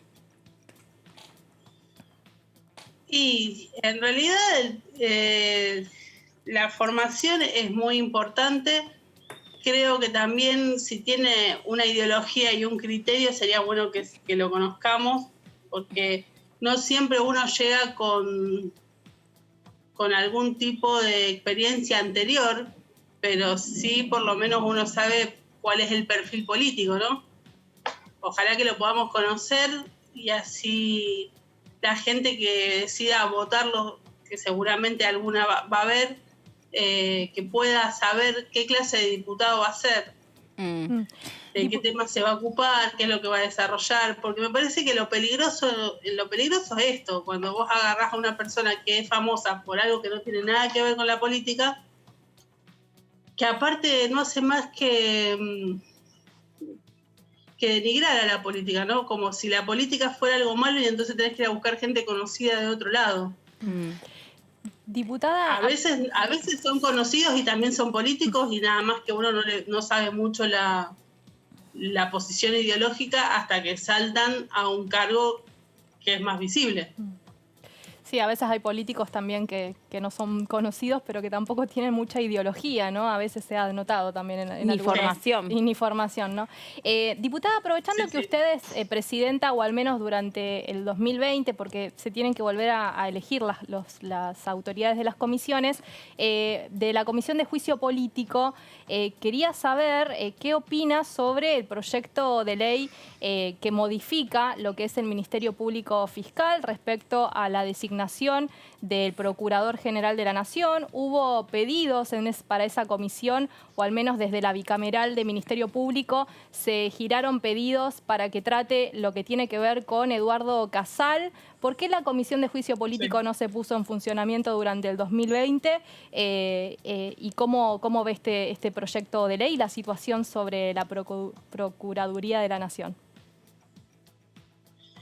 Sí, bueno. Más es un allá tema de, importante. Más allá de los proyectos y todo, yo quiero aclarar que yo soy trabajadora del Ministerio Público Fiscal. Ajá. Igual no tiene nada que ver esto con el funcionamiento de la comisión. Obvio. Pero es importante, sobre todo, no solo fue la presidenta de la Comisión de Juicio Político, sino que tiene conocimiento de sobra, ¿no?, respecto a esto. Sí. Sí, por lo menos tengo conocimiento. Puedo decir que tengo conocimiento. ¿Por qué no se puso en funcionamiento la comisión entonces, diputada, teniendo en cuenta los pedidos, las denuncias que se giraron? Perdóname, pero no te escuché la pregunta. No, ¿por qué no se puso en funcionamiento esta comisión, teniendo en cuenta que hubo pedidos, que hubo denuncias que se giraron? Nosotros estuvimos trabajando en conjunto con la bicameral. Estuvimos trabajando mucho en conjunto, pero las reglas de la comisión y de la bicameral son distintas. Entonces, por ahí, una cosa es investigar desde la bicameral y otra cosa es abrir lo que puede llegar a ser un juicio político. Los requisitos son otros. Y en realidad nosotros estuvimos abocados a buscar lo que técnicamente necesitábamos para completar el expediente. Diputada, la consulta por el trabajo de la Comisión de Derechos Humanos, que también usted integra, y el trabajo que se vino haciendo sobre esta situación.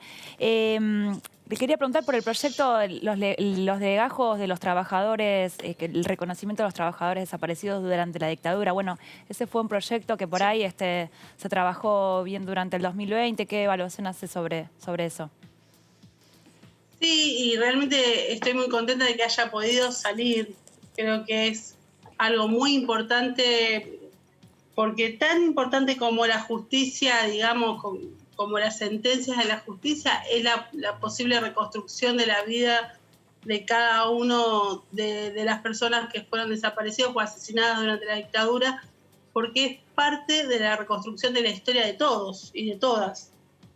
Yo voy a insistir en esto. Los desaparecidos pueden tener familias claras que saben quién les falta, pero en realidad nos faltan a todos. O sea, yo sé cómo llamar a mi familia, pero me falta a mí mi familia como le falta a un montón de gente en mi familia. Como me falta también los padres de mis compañeros, a lo mejor que hubieran pasado por mi vida enseñándome algo, o simplemente siendo compañeros que me enseñan mucho más mis compañeros todavía. Su historia personal es precisamente esta, ¿no? La afecta en lo personal porque usted es hija de desaparecidos, ¿verdad? Sí. ¿Nos puede contar en qué situación secuestraron a sus padres? ¿Qué es lo que pudo reconstruir usted? Bueno, de algunos te puedo contar más que de otros. De mi papá lo único que te puedo decir es que lo secuestraron en la calle y que nunca más supimos más nada desde diciembre del 75. ¿En Santa Fe? ¿En la provincia de Santa Fe? En Rosario. En Rosario. Ajá. ¿Él estaba vinculado a algún movimiento político? ¿Estaba militando? Sí, eran militantes. Ajá. Eran todos militantes.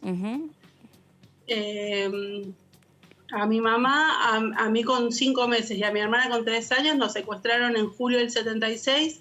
Estuvimos en un centro clandestino y después a ella la ejecutan en un enfrentamiento fraguado con su hermana y el marido de ella.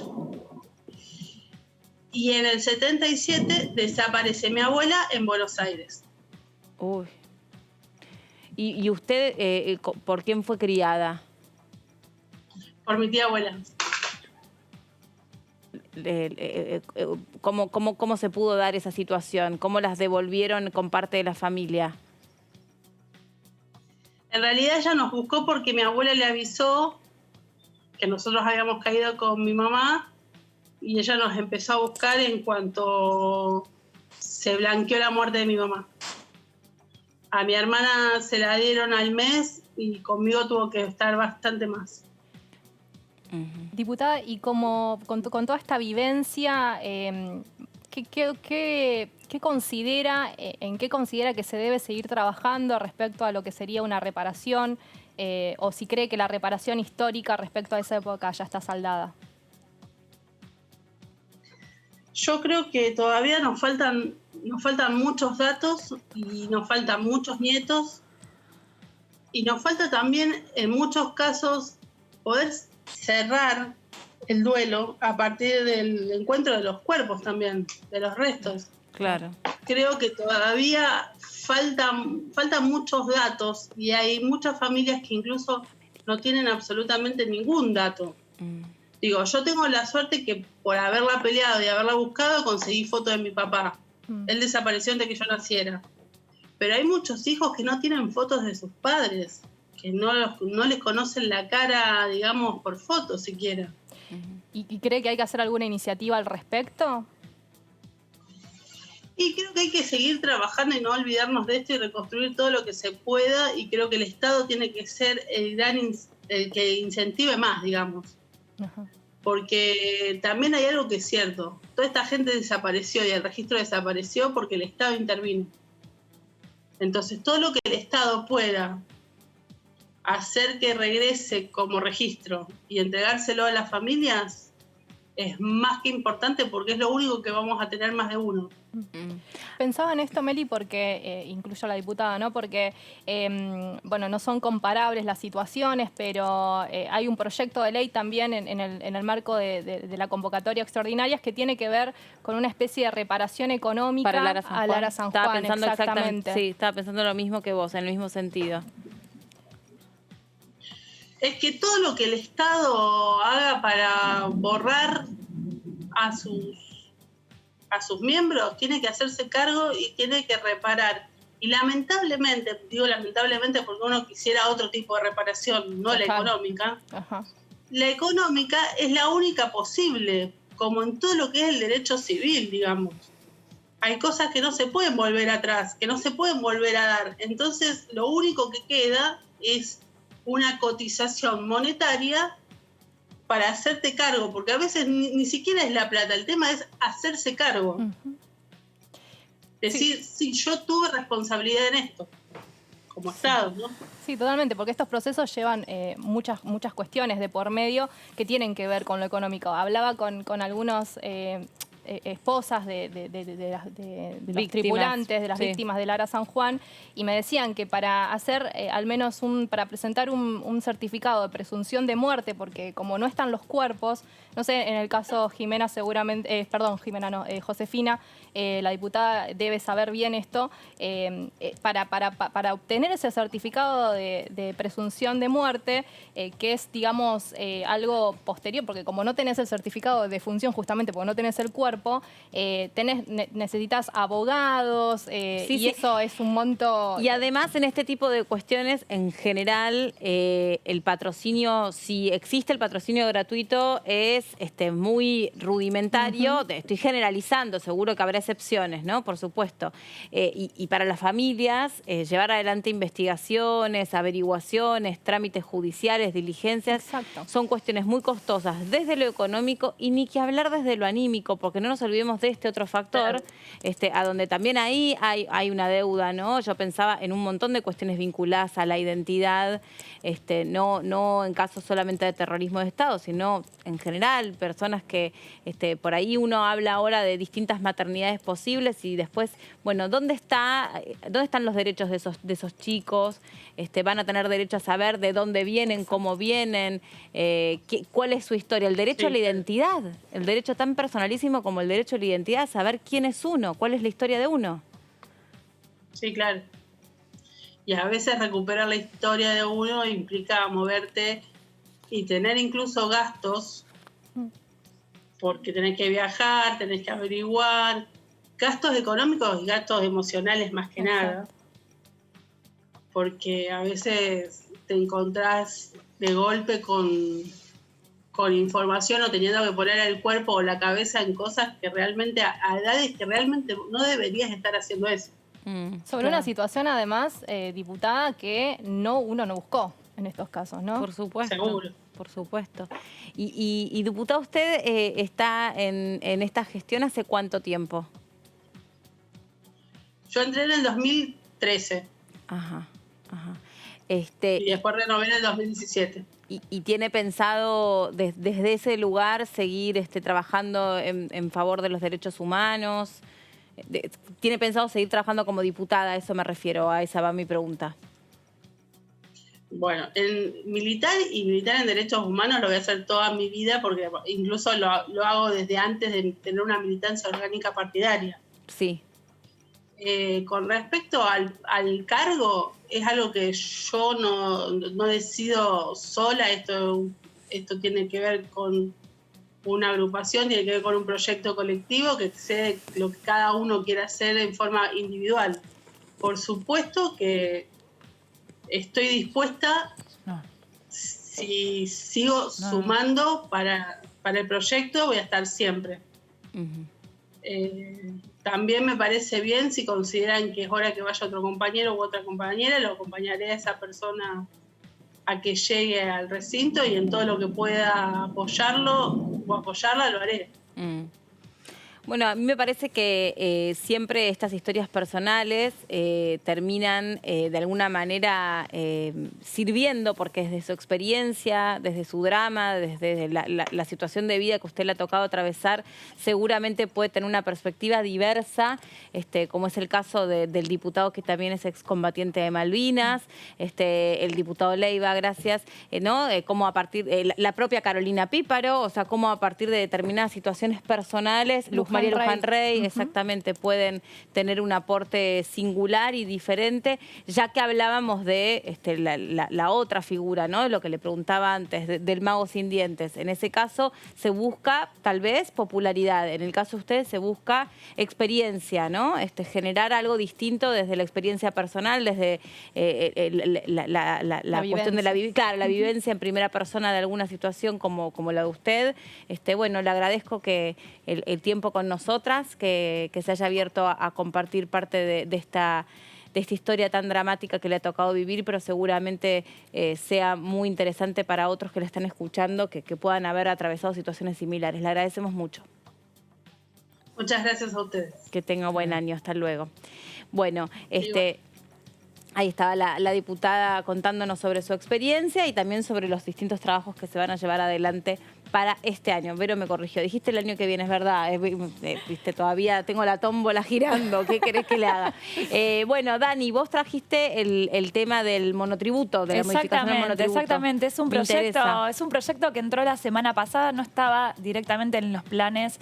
El tema económico, de a poquito se va conociendo algunos proyectos que tiene en marcha el gobierno nacional, y bueno, llegó la semana pasada este proyecto que tiene que ver no con una reforma integral del sistema del monotributo. El monotributo durante 2021 va a seguir funcionando, sino con ajustar algunas tuercas de lo que pasó en el 2020 y algunas dificultades que hubo por la baja de la facturación, por la inflación también. Entonces, contemplar una situación en particular. Vamos con la primera placa que tenemos preparada.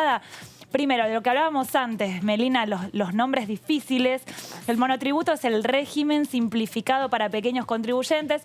Es monotributo, ¿por qué? Porque en un solo pago cubrís todas las partes del impuesto que tenés que pagar. No es que te separás IVA, ganancias, bienes... Ahí pagas todo. La obra social, pagas la parte impositiva, monotributo. Ahí, como decíamos, el texto lo envió el Poder Ejecutivo la semana pasada. Y la intención es incorporar cambios al sistema vigente de monotributo. ¿Para qué? Para atenuar los efectos económicos de la pandemia. Hoy por hoy, el tope máximo de facturación anual de un monotributista es de 2.600.000 pesos, un poquito más. Eso queda un poquito más de 200.000, 210.000 pesos por mes. Está bien, pero, por ejemplo, contemplado, hay gente que factura ese dinero que tiene empleados. Entonces, ese tope enseguida se cubre, ni hablar de la inflación, ese tope vos estás incorporado al régimen de monotributo, vos superás ese 2.600.000 y automáticamente pasás al régimen común, el de autónomos. Y eso implica muchísimo más pago por mes de lo que vos venías pagando del monotributo. Entonces, ¿en qué consiste este proyecto? Hay otro tope de facturación que tiene que ver con el tipo de servicio que vos brindás también. Exactamente. Quienes se hayan excedido durante 2020 en un 25% en ese 2.600.000 se pueden quedar. Porque antes vos, cuando hacías la recategorización, ya si superabas ese tope, listo, te ibas al nuevo régimen. No había explicación porque ya había un tope automático. Bueno, por este proyecto que se busca aprobar el 20, ahora ya, la intención es que durante 2021 se contemple esta situación que sucedió en 2020. Así que eso es una buena noticia para los monotributistas que generalmente son los que tienen ese empleo en blanco, pero también es un poco irregular también. Entonces, tener en cuenta algunos beneficios. Te cuento la segunda placa. Hubo otros beneficios durante el 2020 para los monotributistas. En primer lugar, quienes pagaron en tiempo y forma durante la pandemia serán compensados con la exención de la parte impositiva. Eso puede ir entre 1.000 y pico de pesos. Así que eso fue una buena noticia. También antes, si vos no pagabas durante 10 meses, eso daba cuenta de que vos no te habías trabajado y que te querías dar de baja del monotributo. Bueno, teniendo en cuenta, mira, 10 meses justamente es lo que estamos cumpliendo de pandemia. Por ahí no facturaste. Entonces, en ese caso, no te dan de baja. Claro. Y también no se excluirá a quienes tienen excesos de consumos o movimientos bancarios. Esto tiene en cuenta también que si vos facturabas por 50.000 pesos por mes y tenías gasto de tarjeta por 200.000 pesos por mes, te hacían primero un aviso, te obligaban a recategorizarse y además decirte, hay algo que vos no estás facturando o hay dinero que está ingresando por algún otro lado. Exactamente. Sí. Bueno, eso también está suspendido por el momento. Es como si se pone un poco en stand-by. También se está esperando la actualización. Pero que también hace sentido con lo que decís vos, porque es en la situación pandémica, porque vos justamente, porque mucha gente precisamente vivió con la tarjeta de crédito, lamentablemente, por no haber facturado. Entonces, lógico, digamos, pudiste haber vivido financiado por el banco. Exacto. Financiado, ¿no? Siempre, matado con muchas comillas, exactamente, totalmente. claro. Vamos con la última placa. La intención es que sea incluido en un decreto de ampliación de extraordinarias porque no está en el listado que conocimos a finales de noviembre. Ahí también va a entrar el tema de los biocombustibles, que tampoco está en esta primera convocatoria. Y de acuerdo a lo que hablamos, hay un respaldo de la mayoría de los bloques. Tanto del oficialismo como de la oposición nos dijeron, sí, es necesario tener en cuenta esto. Así que es un tema que... Pero sería por un tiempo determinado, ya sería una modificación que queda permanente. No, tiene que ver con lo que pasó en 2020. Si te pasaste el 25% de esa facturación, contemplan eso. Hay que ver si después lo deciden se vuelve mantener. permanente o no. Exactamente. Ahora, ¿es necesario que sea una ley, básicamente, o puede ser una medida del Ejecutivo Nacional en ese punto? No, creo que como tiene una parte impositiva, tiene que pasar por el Congreso y queda en claro a través de un proyecto de ley que entra en extraordinarias. Está del otro lado la diputada Madsen. ¿Cómo le va, diputada? Gracias por atendernos. Ay, que no me escucha. Hola, ¿nos escucha ahí? Bueno, ahora vamos a corregir. Seguramente haya algún problema con la conexión o con el o por ahí con el parlante de la computadora de la diputada Lorena Madsen, que está desde la provincia de Río Negro. En un ratito vamos a tratar de corregir esa comunicación. Ahora repasamos lo que decía sobre el tema que presentaba Dani Mosetic la diputada Mabel Caparrós. Uno de los buenos proyectos es el de monotributo, ¿no? Que recién lo empezamos a ver ahora estos días, porque entró ahora. Muy poquito nos hicimos. Sí, es un proyecto absolutamente técnico, pero la mirada general del proyecto tiene que ver con generar facilitadores vinculados estrictamente a la situación económica como se dio en el año 2020, ¿no? Para los pequeños los monotributistas o los pequeños productores si eventualmente pasaran al otro estadio que significa el monotributo, al régimen general, que no me sabía la palabra el régimen general, que sea, digamos, con el menor impacto posible dentro de lo que significa este pase. Me parece que el proyecto va a tener bastante consenso, porque creo que en esto nadie puede negar lo que fue 2020, cómo necesitamos generar este tipo de facilitadores y cómo, de alguna manera, esto, la vuelta va a ser la mejor recaudación. ¿Por qué? Porque, digamos, permite que todos se incorporen, que con menor impacto económico en sus arcas, en sus bolsillos, y que además el Estado pueda recaudar con mayor tranquilidad. Creo que va a ser bueno.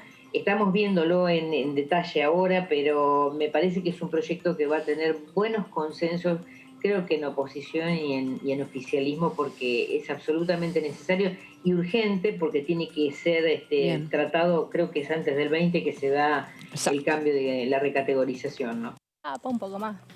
Bueno, y también sobre este tema, alguien que sabe muchísimo es el diputado Cacase. Nosotros cuando lo entrevistamos le hemos preguntado de todo, porque él es contador público, dijo, ¿no? Sí, lo entrevistamos cuando el proyecto había llegado, hacía 5 minutos y ya tenía la letra. Ya nos lo podía traducir, nos lo podía explicar. Así que en esta nota también habla sobre la cuestión del monotributo. El proyecto en sí acaba de ingresar, el texto recién ha tenido su entrada en la Cámara y lo estamos analizando y lo van a analizar los miembros de la Comisión de Presupuesto, pero este es un tema que surgió a partir de la exclusión que se produjo por aquellos que exceden el límite de facturación del monotributo. Entonces el problema es que, claro, aquel que, recordemos el monotributo, lo que se hace es un pago integrado de los distintos impuestos. El que excede eso tiene que pasar al régimen general y a partir de eso pagar por IVA y por ganancias y hacer esas declaraciones y cambiar la forma de pago que tienen.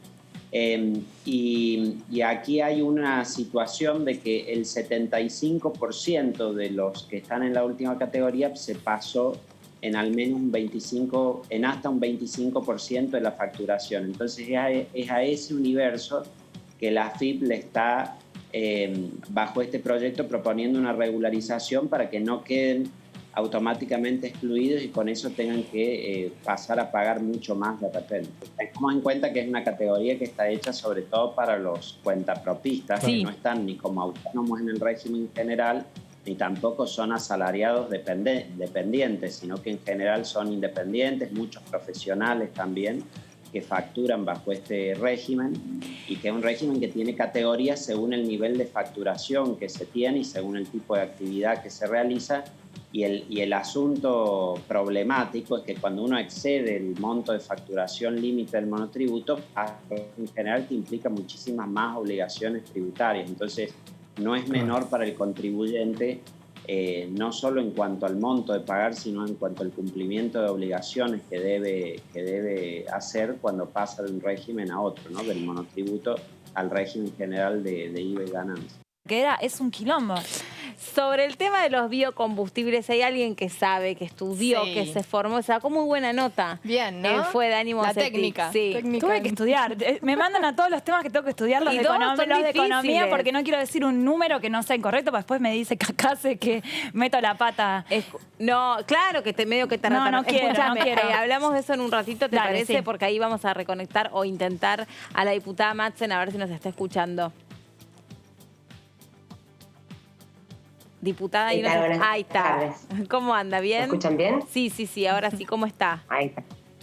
Bien, acá 80 kilómetros de viento. Ese es el motivo por el cual nos escucha medio mal. Bueno, diputada, ¿cómo está la situación ahí en su provincia? Nos referimos más allá del viento a la cuestión de la pandemia. Bueno, está bastante complicada, digamos, Bariloche lleno, Las Grutas, que son los dos destinos más importantes de Río Negro, en este momento con mucha gente que ha venido de todo el país, el Bolsón.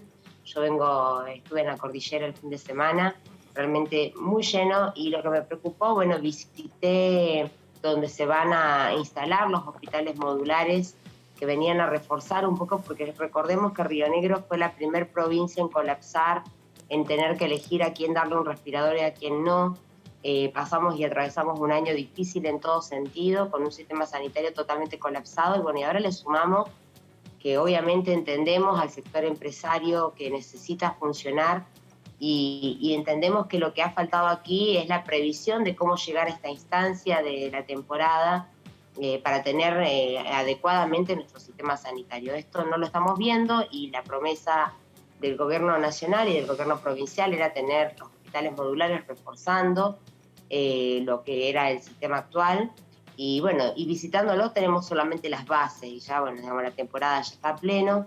Ayer en Bolsón no había ninguna cama, en Bariloche quedaban pocas, por lo menos hace 2 días atrás el sector privado también había manifestado saturación. hacer, digamos, tener todas sus camas ocupadas, tener saturación. Y bueno, esta mañana desde mi bloque la diputada Najún nos comunicó la confirmación de una reunión con el ministro de Salud por este tema y por otros. Obviamente la vacuna también es importante saber. Así que bueno, en los próximos días seguramente se va a concretar una reunión de miembros del interbloque con el ministro de Salud de la Nación. Y entre las consultas nosotros vamos a preguntar por Río Negro en particular, pero estimo que los hospitales modulares no deben estar listos en ningún punto de los puntos turísticos del país.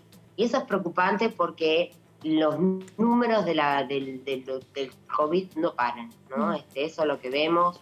Por el contrario, por eso se han analizado nuevas medidas, pero creo yo que hay como una especie de improvisación, no hay un plan claro de cómo afrontar el desmadre que estamos viendo. Acá se ponen culpables, se habla de que los jóvenes son culpables o que tal o cual grupo etario es culpable y se motiva a través del miedo, pero me parece que lo que está faltando es claridad y precisión sobre cuáles son las medidas concretas, ¿no?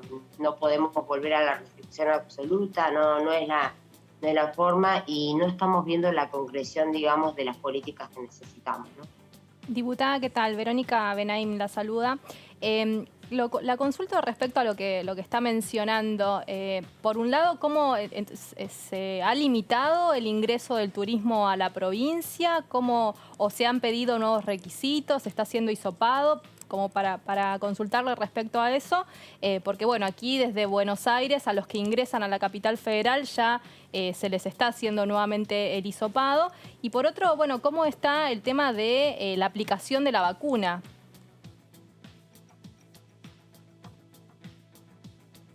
Bueno, la noticia que teníamos, justamente la reunión pedida al ministro tiene que ver con esto. Nosotros hemos hecho pedidos de informe a través de nuestro bloque. En la cantidad de personas vacunadas y no en la segunda dosis de aquellas que ya recibieron la primera, en el operativo que empezara el 29 de diciembre. No hay un criterio único, creo que, vuelvo a insistir, nosotros presentamos hace unos meses el proyecto que buscaba unificar los protocolos. Me parece que eso sería muy importante, unificar los criterios protocolares, digamos, para tener una unidad de criterio en lo sanitario, porque la gente está circulando de todo el país. Acá Río Negro está llegando de todos lados, inclusive extranjeros, y lo que no hay es una certeza, ¿no?, de cuál es la medida. Para ir a Bariloche, por ejemplo, hay que cruzar por Neuquén. La mayoría lo hace así, llega al aeropuerto de Neuquén y va por Neuquén para llegar a Bariloche, que está en Río Negro, digamos, pasás 2 provincias y el que sigue hacia otros destinos, Chubut. Convivimos mucho en los destinos aquí. El no tener un protocolo único creo que es una de las falencias que hace que se genere más difusión del virus. Porque la gente no tiene la certeza, cómo me manejo acá, cómo me manejo allá, qué está pasando. Digamos, la verdad, se ve también en Bariloche turismo estudiantil. Se está viendo turismo estudiantil, que es otro tipo de turismo, siempre eso estuvo mucho más ordenado, tenía su temporada.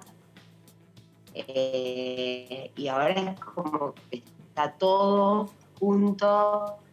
Es como el turismo estudiantil atrasado. Claro, y los controles son válidos. Claro. Uno puede decir, digamos, nosotros por ser servidores esenciales tenemos algunas cuestiones que son particulares, pero hablo con vecinos que han estado viajando y no han tenido ningún tipo de control así que te dé a pensar de que estamos conteniendo la pandemia. No la estamos conteniendo, ni por el contrario, lo que no estamos viendo es cómo se articulan entre las provincias regionalmente, y en la propia provincia, en mi propia provincia, no veo un protocolo real que se maneje, que evite que los hospitales estén como estén en este momento.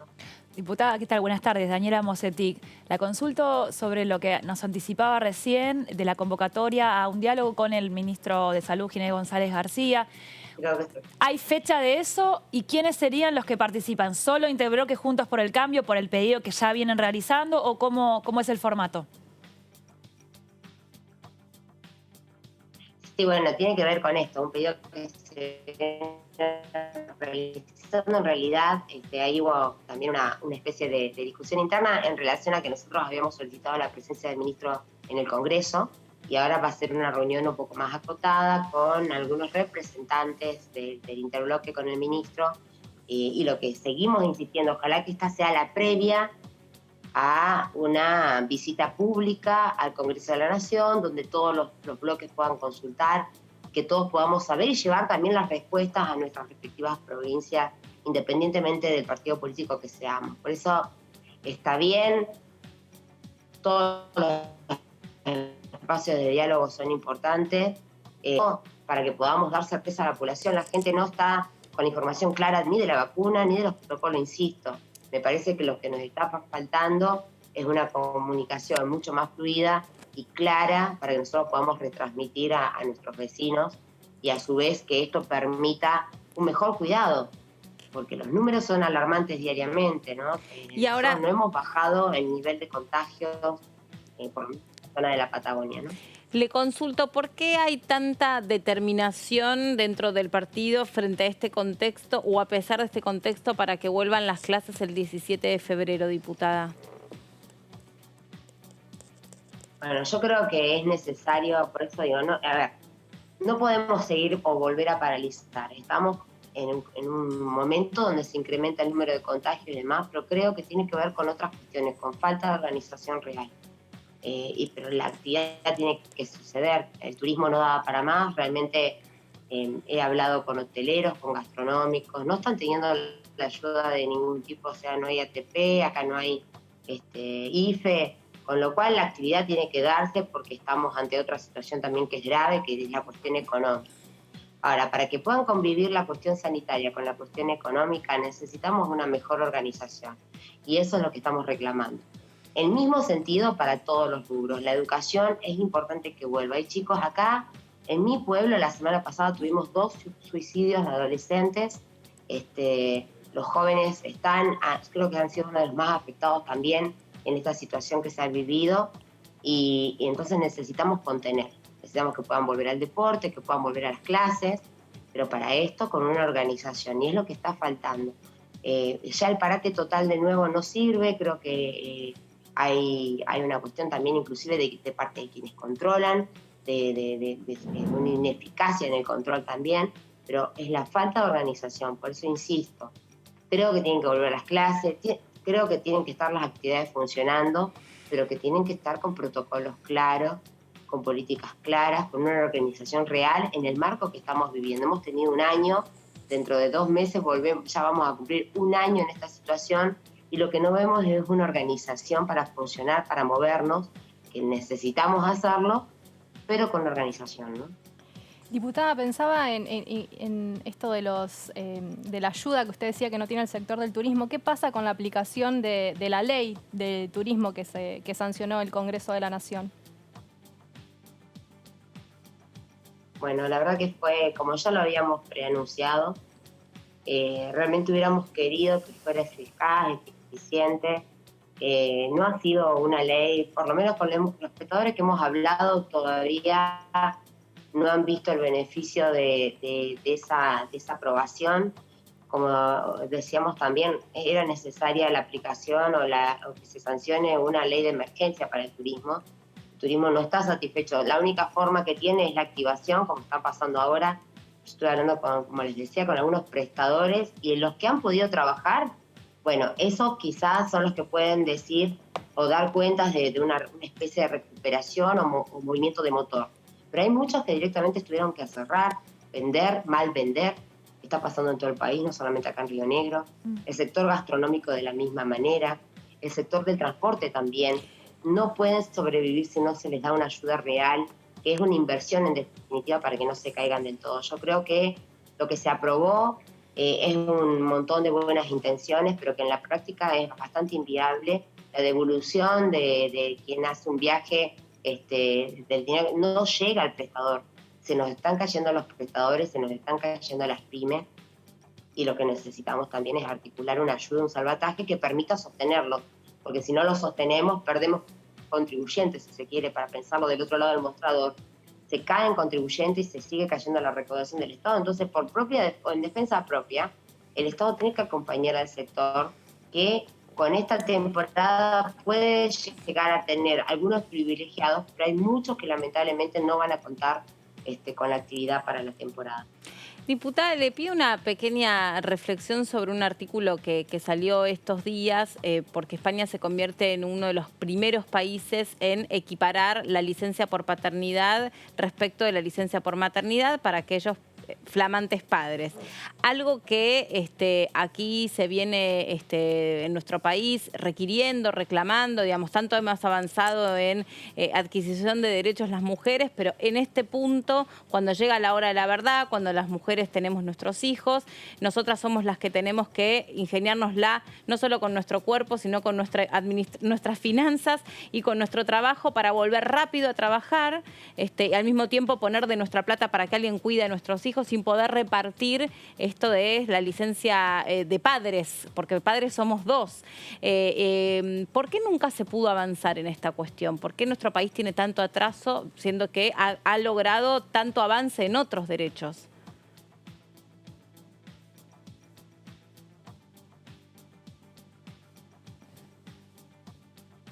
Bueno, la verdad que lo que me contás es una buena noticia, porque nosotros solemos agarrar de reflejo lo que sucede en otros países, sobre todo en países que tienen tanta relación como España con nosotros. Yo creo que es muy necesario que para que haya igualdad entre el hombre y la mujer, también tenga la posibilidad del hombre de esas licencias para poder la mujer repartir de forma real. Tenemos muchas cosas que son eslóganes, que las enunciaciones, que después en la práctica cuesta. Aún así, incluso con varones hasta feministas nos cuesta poder trasladar y repartir realmente en forma equitativa la responsabilidad del cuidado, la responsabilidad de quién compra la zapatilla en la casa, digamos, de todo tipo. O sea, me parece que necesitamos avanzar y no lo hemos hecho, porque sigue habiendo mucho tabú, porque sigue habiendo mucha gente que finge ser progresista y realmente necesitamos una sociedad igualitaria y lamentablemente a través de leyes, ¿no? No se va a dar naturalmente. Esto lo sabemos, creo que todas las mujeres de todos los partidos políticos sabemos que no se va a dar naturalmente, que va a tener que ser impuesto hasta que nos acostumbremos a ser más igualitarios, a más equitativos. Por lo tanto, ojalá que este sea un año, así como el año pasado, que fue tan malo, pero que tuvimos una noticia buena al final, que es ampliar los derechos, que este sea un año donde también logremos. Yo digo dos cosas. Es mi último año como diputada, no sé qué va a suceder para adelante, pero sí sé lo que pasa y lo real. Me gustaría muchísimo que esto fuera ley, como también me gustaría muchísimo que los abusadores no tengan tiempo de prescripción a un delito que realmente le arruina la vida a quienes son abusados. Entonces digo, ojalá un año donde también avancemos en estas cuestiones. Y sin duda, por más que tengamos al costado malas noticias como las que podemos tener por razón de la pandemia, podamos tener otras donde nos haya servido esta situación para mejorar como sociedad, ¿no? Sí, diputada, coincido con usted. La comunicación lamentablemente se complica un poco, tarda mucho en llegar y en viajar nuestras voces y se hace un poco espaciado poder conversar con usted, pero además nos estamos quedando ya sin tiempo de programa, pero obviamente va a haber mucho trabajo por delante para ustedes y para nosotros, así que la convocamos para cualquier otro momento. Le agradecemos mucho, que siga muy bien y a seguir cuidándonos. Bueno, muchísimas gracias a ustedes como siempre por la diversidad y por el espacio. Hasta luego. era la diputada Madsen hablando de todo un poco y me parece súper importante y relevante el último punto, ¿no? Exacto. Cuando hace referencia a los que cometen esos delitos sexuales que lamentablemente uno no interpreta cómo pueden ser que prescriban, cuando en la vida de una persona eso no prescribe nunca. Así que es absolutamente cierto y un muy buen reclamo para terminar, ya que preguntábamos cuáles son los proyectos. Nos gusta cuando incorporan temas nuevos en la agenda Exacto. también, Sí, porque así se van gestionando, buscando consensos y sumando temas. Por supuesto. Bueno, nos queda pendiente el tema del biocombustible, pero estamos ya ahí terminando. Y aparte, ¿sabés qué te digo? Es muy largo, Gustavo, vos tenés vos manejás un ritmo que... Yo sigo una hora más, así que todo, la verdad, sobre los biocombustibles. En breve, en breve. Bueno, gracias, Berito. Gracias a ustedes. Por haber vuelto, la Gracias. recuperamos. Nos reencontramos mañana. Gracias por estar ahí del otro lado siguiendo las noticias a través de DTV. El periodismo en el Congreso. Se quedan porque viene el informe del biocombustible. Chao.